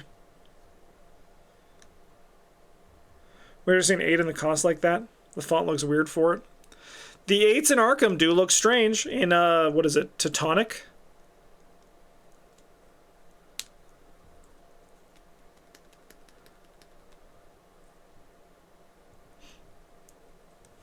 I think it's one or the other.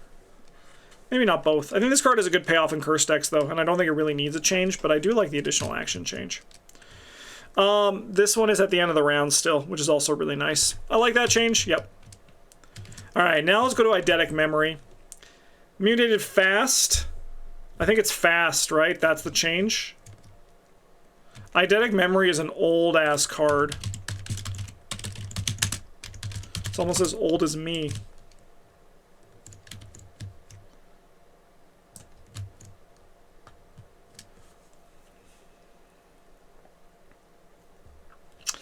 I think that's a nice change. I think this card did kind of get scaled out, but ultimately, that's kind of why we get scaled out. Like, that's just normal, I think. So, c'est la vie, right? That's life.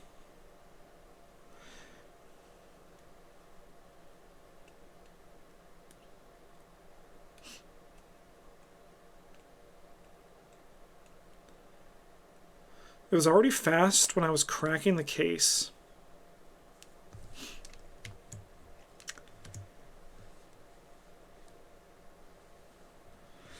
Yeah, but what if you're not cracking the case? And man, you're spending 3 XP for economy? I feel bad for you. Just jokes. But also, like, not. But also, jokes. I like it, though. It's a good way to make this old card feel a little bit younger again.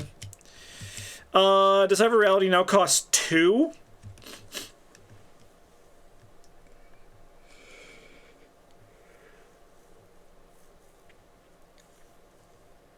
Travis played this in our Drowned City blind run, and let me tell you, it's an auto-fail magnet.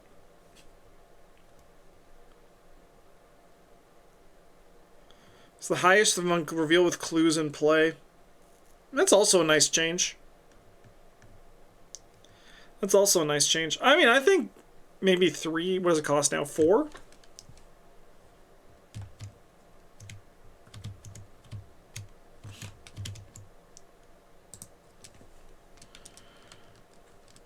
What's this card even called? It just slipped my mind again. Deciphered Reality. I'm starting to lose a chat. There's been a lot of talking. Yeah, 4. I think 3 is probably a better place to start. I like the clues in play one. I think that's pretty neat. I think that's a good change. Glimpse the Unthinkable 5, 1 cost, 5 experience, fast. Shuffle any number of non-weakness cards to your hand into your deck. Draw cards until you reach your maximum hand size. Remove Glimpse the Unthinkable from the game. Is it fast? It is fast. And a little bit more zoomed in. She's a little bit tighter up there.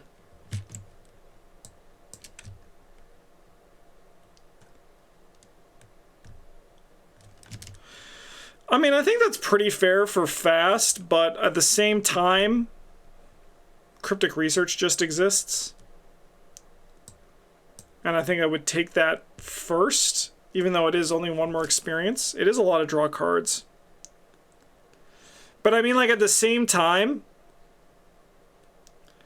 I think the reason people aren't playing this card is not... I mean, like, an action to draw 7 is pretty good still.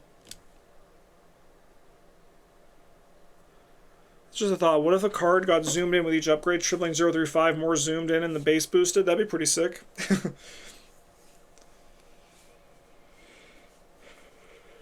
It's an interesting thing. Because, like, why isn't Glimpse the Unthinkable played? This is something people were talking about in our Discord yesterday. Because a lot of the time it is just, like, potentially like a draw 7.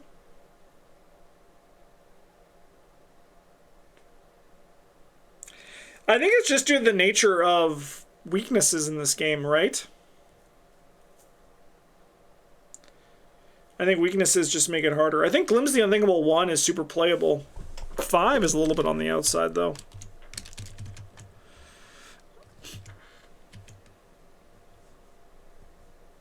Because it's 5 for a setup and not a payoff in and of itself. Yeah, but... Cryptic Research is very good. I know you can give that to other people.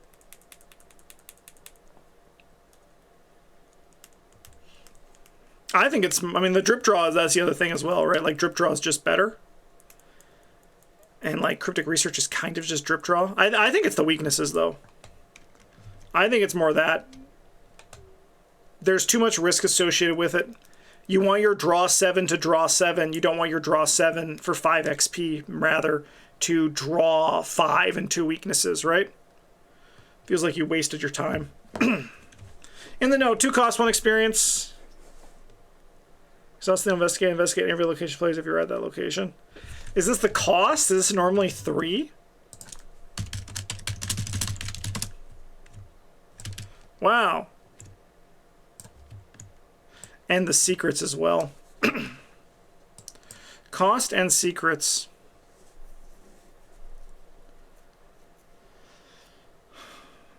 I mean, In the Know is another old-ass card. People really only played in Trish.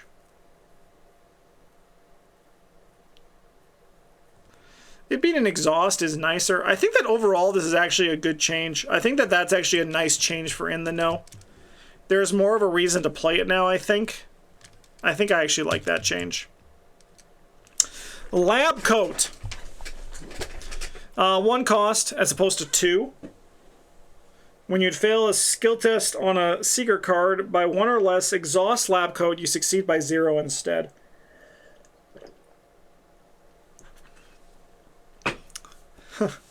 Auto fail protection when testing at 0? I don't think that works, though, because it's always like that.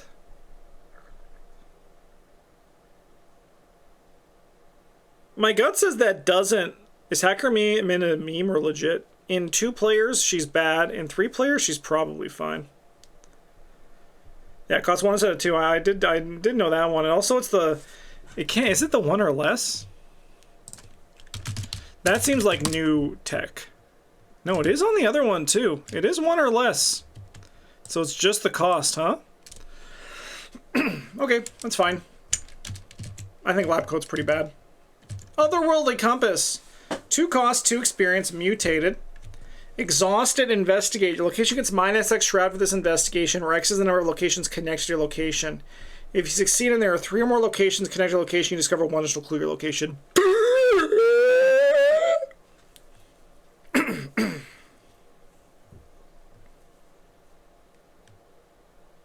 That's really good.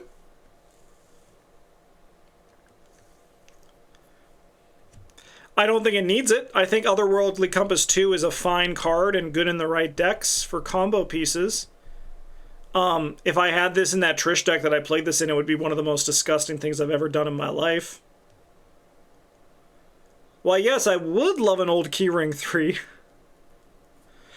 I don't think this needs a change. I think it's a nice change. I think that's a very powerful boost, but I'd rather see like a higher XP Otherworldly Compass than this for Otherworldly Compass.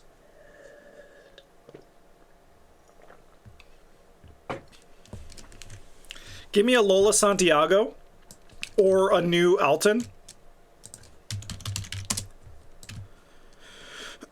See this shit?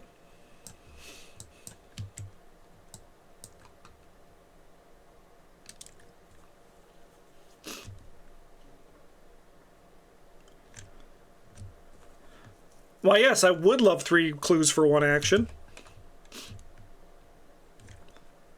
Yeah, and now Seekers can just do that as well. And with Lola, 3 clues as well. Maybe there's an enemy there for Trish. I like the change, but I think it's too strong. Alright, Death 13 just changed, like the other one. I think overall, not necessary, but as I mentioned, this might be like targeting like the cards that like the group is playing. Like they're playing a lot of this card, and they like need a reason to not play it. And that's why like having your own like house rules or taboos or like restrictions can potentially explore that and make that easier for you to do. Alright, Otherworld Codex, 2 cost, 2 experience. This is Lost the Secrets.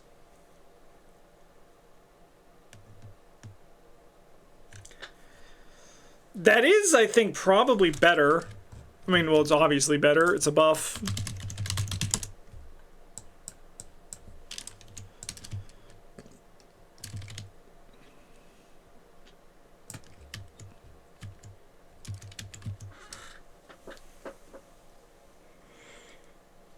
Honestly, a lot less nerfs than I was thinking.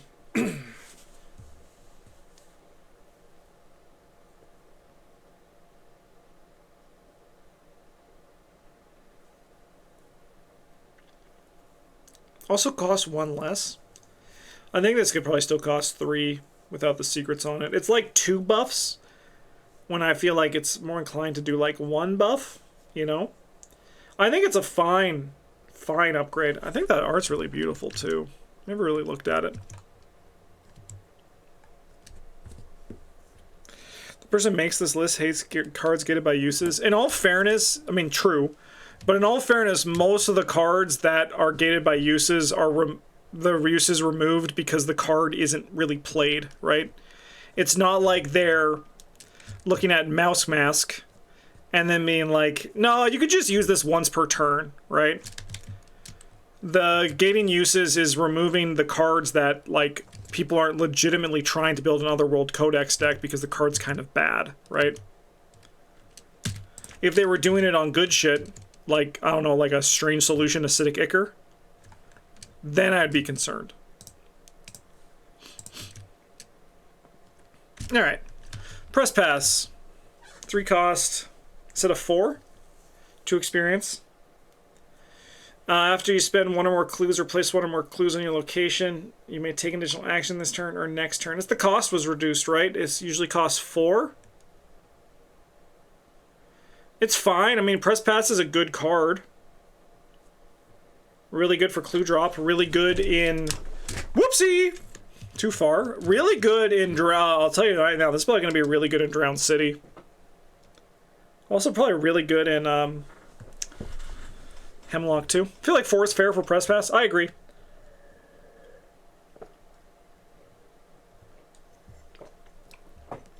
I don't think it's a bad change, but I think it also feels fair at 4. Archaic Glyphs, 2 cost, 3 experience. Mutated Research uses 4 charges. Spend 1 charge. Investigate for every 2 points. You succeed by discover 1 additional clue to your location to a maximum of 4 extra clues. Let's go! I would make it 3 extra clues. No, well, I should say additional clues as well, just to follow the line of text there. But I would make this 3 additional clues because I would like it to get 4 player. I'd like to get player clues at 4 players. But I like this change. This is a very good change, right? Because the original one doesn't have this. The original one just goes nuts.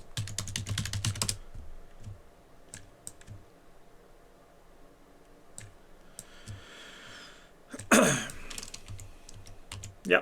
I think that if this card was designed today, there would be that maximum on it, right? I like that, though. The 4 extra clues, though, I would make it 3 extra clues again, just because I like the round number of getting, like, player clues in an action. Nice change, though. That's really nice. I think this is, honestly, the one that I'd most likely see them do today. I think this is the most, like, real taboo list. Taboo we've seen for all these so far. Gooted by the Unseen, 2 cost, 2 experience, mutated 4 secrets. As a lightning bolt during a skill test location, the performing investigator may search the top 3 cards of their deck for a card that can be committed to this test. You may spend 1 secret to commit that card. Shuffle the performing investigator's deck. Well, this doesn't stop the issue that I have with Guided by the Unseen.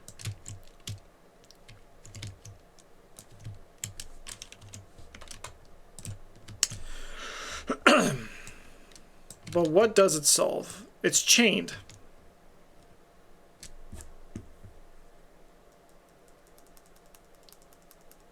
I'm gonna be real, Holy Helicopter. I actually think that your misprint on the custom ammunition is no longer true.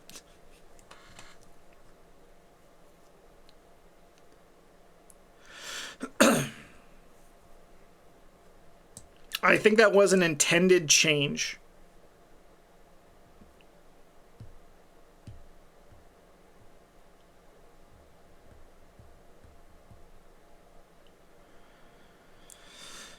I don't know. I mean, I think Guided by the Unseen is a strong card in research decks, but I don't know. It's not just chained. Yep. No, that is true. But I still think what I'm saying earlier about the custom ammunition. Yeah, I don't know. I don't see that. I don't see why. I mean, I get it. You want to play this card. Like, so, like, the problem is with a taboo like this, is that you are you're basically just what ifing, I want to play this card in this deck, so in that case, like, just do it, you know? Like, I have nothing wrong with people playing with custom cards or making custom cards, but, like, tabooing the level of a card seems a little bit disingenuous, I think. That's my 2 cents on that. Oh, God, I fucking hate researched cards, man. I fucking hate them.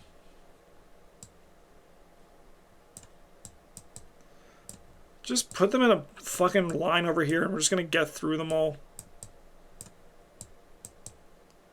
I just hate these shit-ass cards.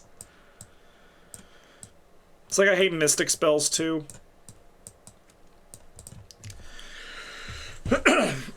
Okay. Alright, strange solution. Mutated to be researched. Spend supply and exhaust only during your turn. They all exhaust now? Did they not exhaust before? Strange solution. You play Mandy with all these research cards? I'm fine with playing research cards. I hate talking about them.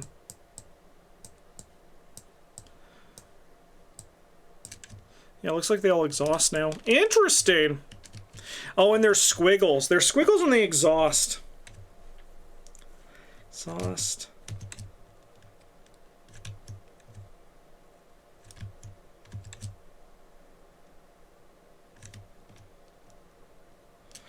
To be honest, I kind of like that with the change to Strange Solution Acidic Ichor.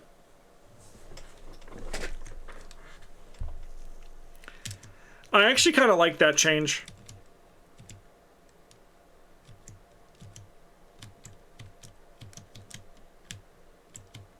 Bothers me that the arts are all different.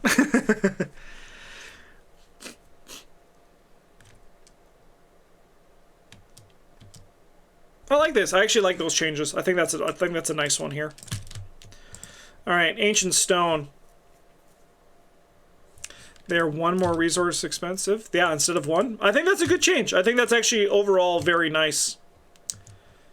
All right, Knowledge of the Elders, Minds in Harmony, and Transient Thoughts. They've now changed to when you draw your second card. So again, these are kind of like redesigns. Like, I think these are taboos. These are redesigns. And again, there's nothing wrong with that, but I gotta say it like I see it, you know?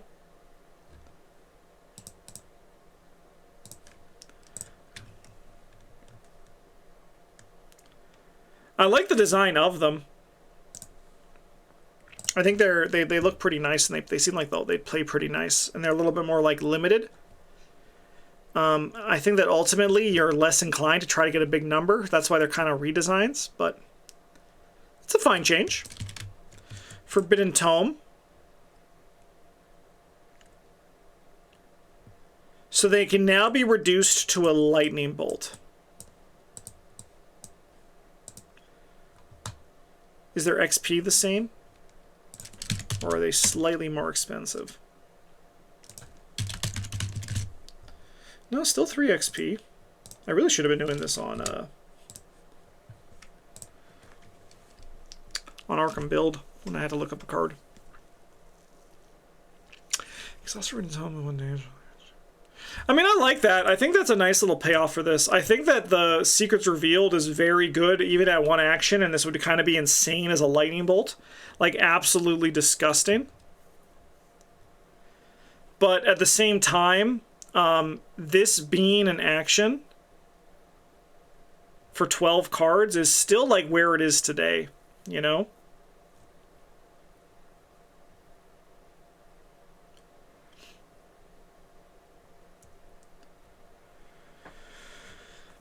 I'd be curious how strong this would be if this was reduce this ability's cost by 1 action for every 3 cards to your hand to a minimum of Lightning Bolt only during your turn. So then at 12, you get it for free. But at 9, which is pretty common, you get it for an action. I think that would be cool to see these tested out. I like the intention on these ones. I think this is actually really nice. I could also see this taboo happening in real life. But I do think, yeah, 3, because then at 6 cards, you can do it for 2 actions.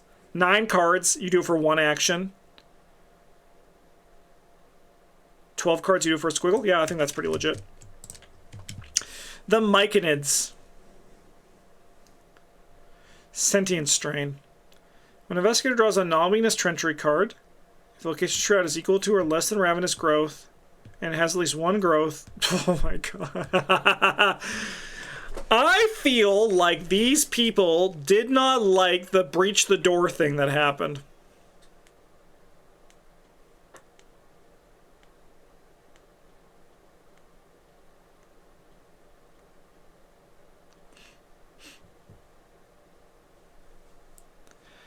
Chain +2, chain +4.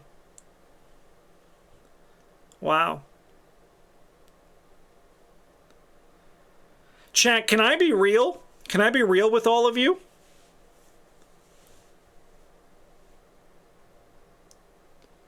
I do not think the Ravenous Myconids are a problem.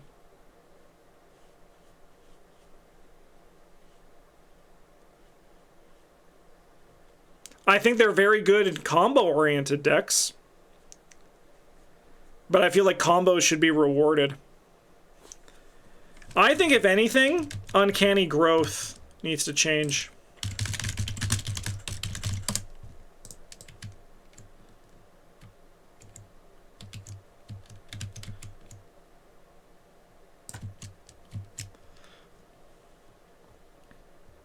All you gotta do on this card is instead, after this, instead of discovering clues for this test, place 1 growth, or like a limit of like 2 growth, you know?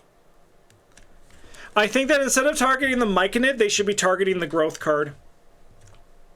I also don't think they're broken. I think you just gotta slow them down.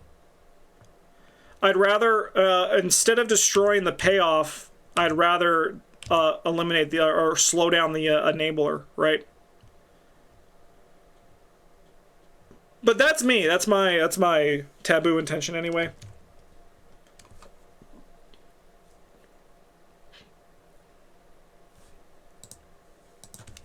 Let me just look at these cards.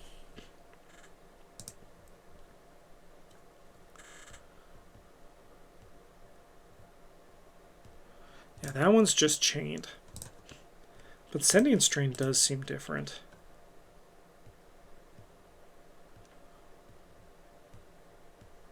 It needs to have at least 1 growth. That's the difference for that. I think that's also very fair.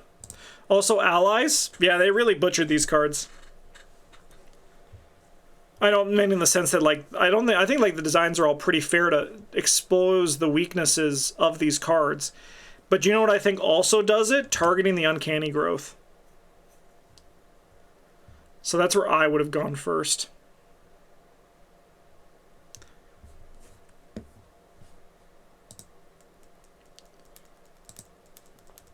They all have Health Sanity. They did before, too. They all soaked for 1 and 1, except for the big boy. He soaked for 3 and 3.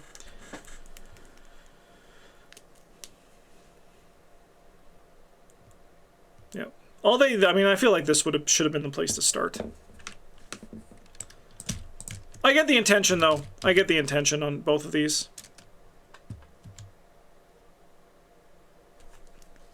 I think they needed it. There was a ton of the monster wacky one played. It just makes the fighter's job irrelevant, especially in a lower player count. But why is that a problem, right? Why isn't the fighter then, like, why aren't you as players talking to everyone else at the table and saying, hey, I'm gonna get more clues because I'm killing things, you know? So, like, that's kind of the thing where, like, me as the, I'm gonna get clues and kill enemies. It's like, okay, I'm gonna get clues and kill the enemies that you can't kill, right? Like, I understand if you're playing with randoms and someone's doing it, but then, like, just never play with that random again. Like, why does the game need to fix a bad playgroup's problem when the playgroup can just solve their own problems and be adults, right? That's the big thing. I feel like it's people saying, you solve my problem because I can't talk to the people I'm playing with. I agree that I think it's too powerful, like a little bit, like it's a little bit pushed. I don't think it's a problem, but I think they should just target the growth. All right, 5 more beautiful cards to talk about here. And there's some bangers. All right, Arcane Insight, 3 cost, 4 experience, uses 6 charges. I'm down for that.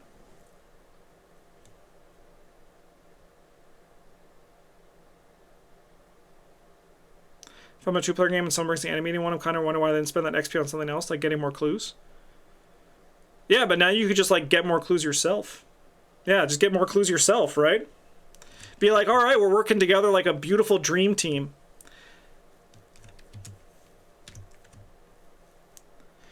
Yeah, you can just be like, all right, you're doing that. I'm gonna go do my own thing, right? And then you can, like, solve your own problems, right?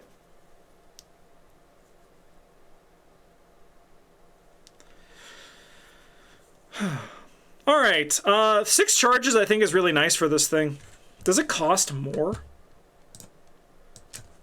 I feel like the original one cost 2. No, it costs 3. That's pretty crazy. I mean, this is an old-ass card as well. Is Myconid unique? Nah. But you can only have 1 per deck, but everyone can take 1. That'd be fun. We all got a crazy plant monster. I think that's a nice change for Arcane Insight. Doubling up the charges, but I think that with Enraptured, this is a little bit less good. Sorry, it's like a little bit, sorry, not a little bit less good. It's like a little bit too good. Like it's a little bit less needed is what I was trying to say. But I've been talking for like 2.5 hours, so my brain is a little bit mushy right now.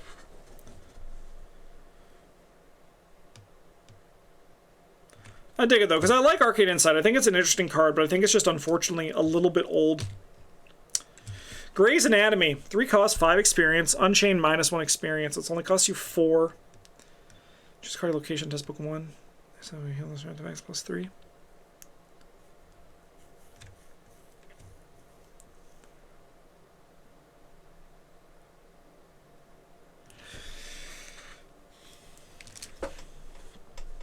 Honestly, I could see this card being costing 4, right? I could see that being the case.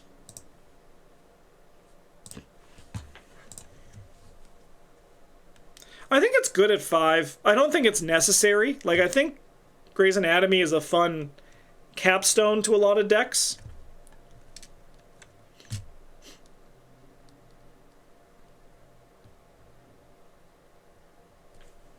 Yeah, I think it's fine. I think it's fine. There's no other changes, right? Is there a change I'm missing? Let me zoom in so people can actually read it at home. Great.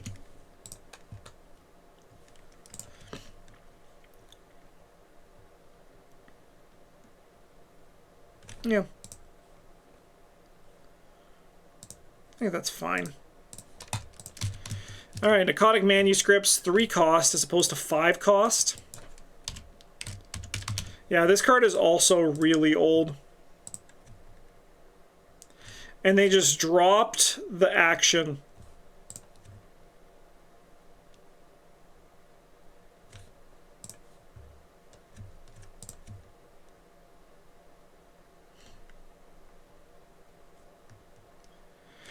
This is probably still good. The secrets are also really, really scary too. And Raptured has just kind of like fucked things up a bit, right?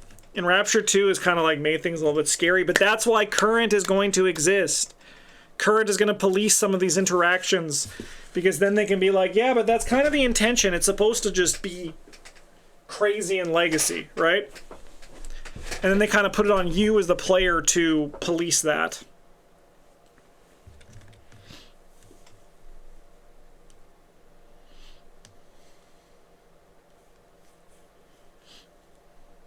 Yep, I think it's a fine change. Michael Lee now costs 3.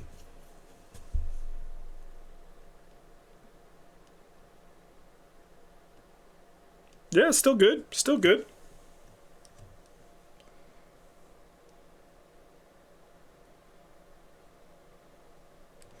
What the hell? Did they nerf Surgical Kit, or am I crazy? I was reading ahead.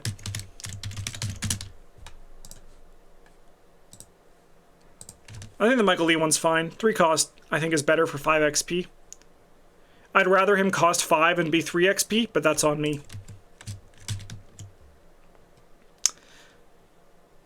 It's costing a change, it looks like it.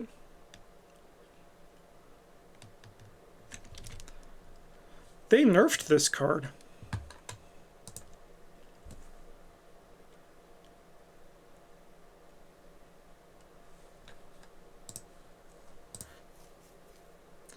Two cost, mutate uses 4 supplies.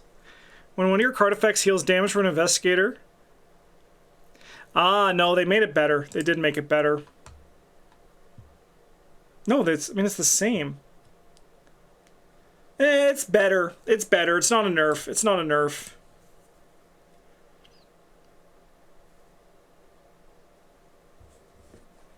I don't know. It is kind of the same. Like, it's more usable, but...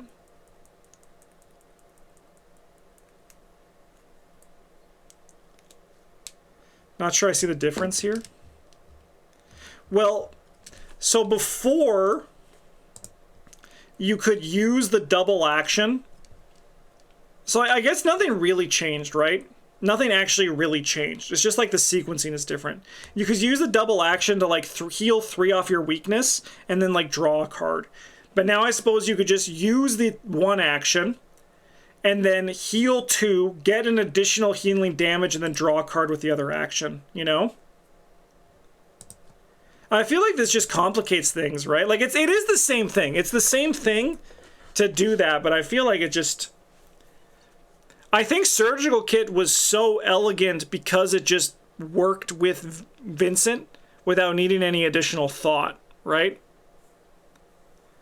Because with surgical kit, I guess the plus side is now with this new surgical kit, we're using the bottom action more, right? But most of the time I'm using it for the top action. So maybe that is like actually a positive change, but I don't know. I thought surgical kit 3 was actually just very elegant, right?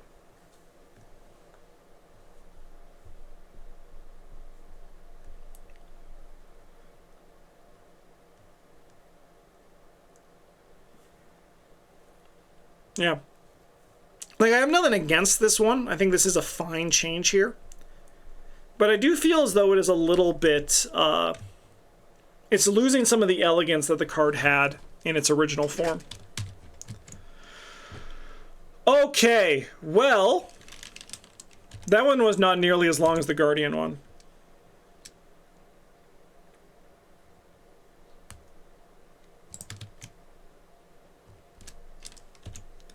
So we have 38 rogue cards, 61 mystic, 46 survivors. I mean, we did like 120 cards there. So the next one should be quicker. Investigators are going to take forever. I'm not going to look at them. I just want to see the investigators that are being tabooed. We got some signatures. Yeah, that's a good change. An Amina mutation.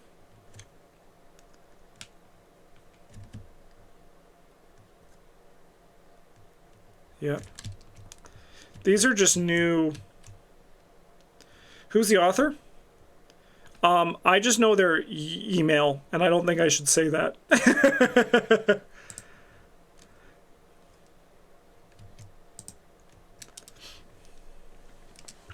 I mean, I feel like investigator parlays, taboos eventually become like a bit too big, but I am curious to check them all out, which we're going to do in at least one other video. There might be one after that, but I'm not too sure yet. We're going to figure that all out when the time comes.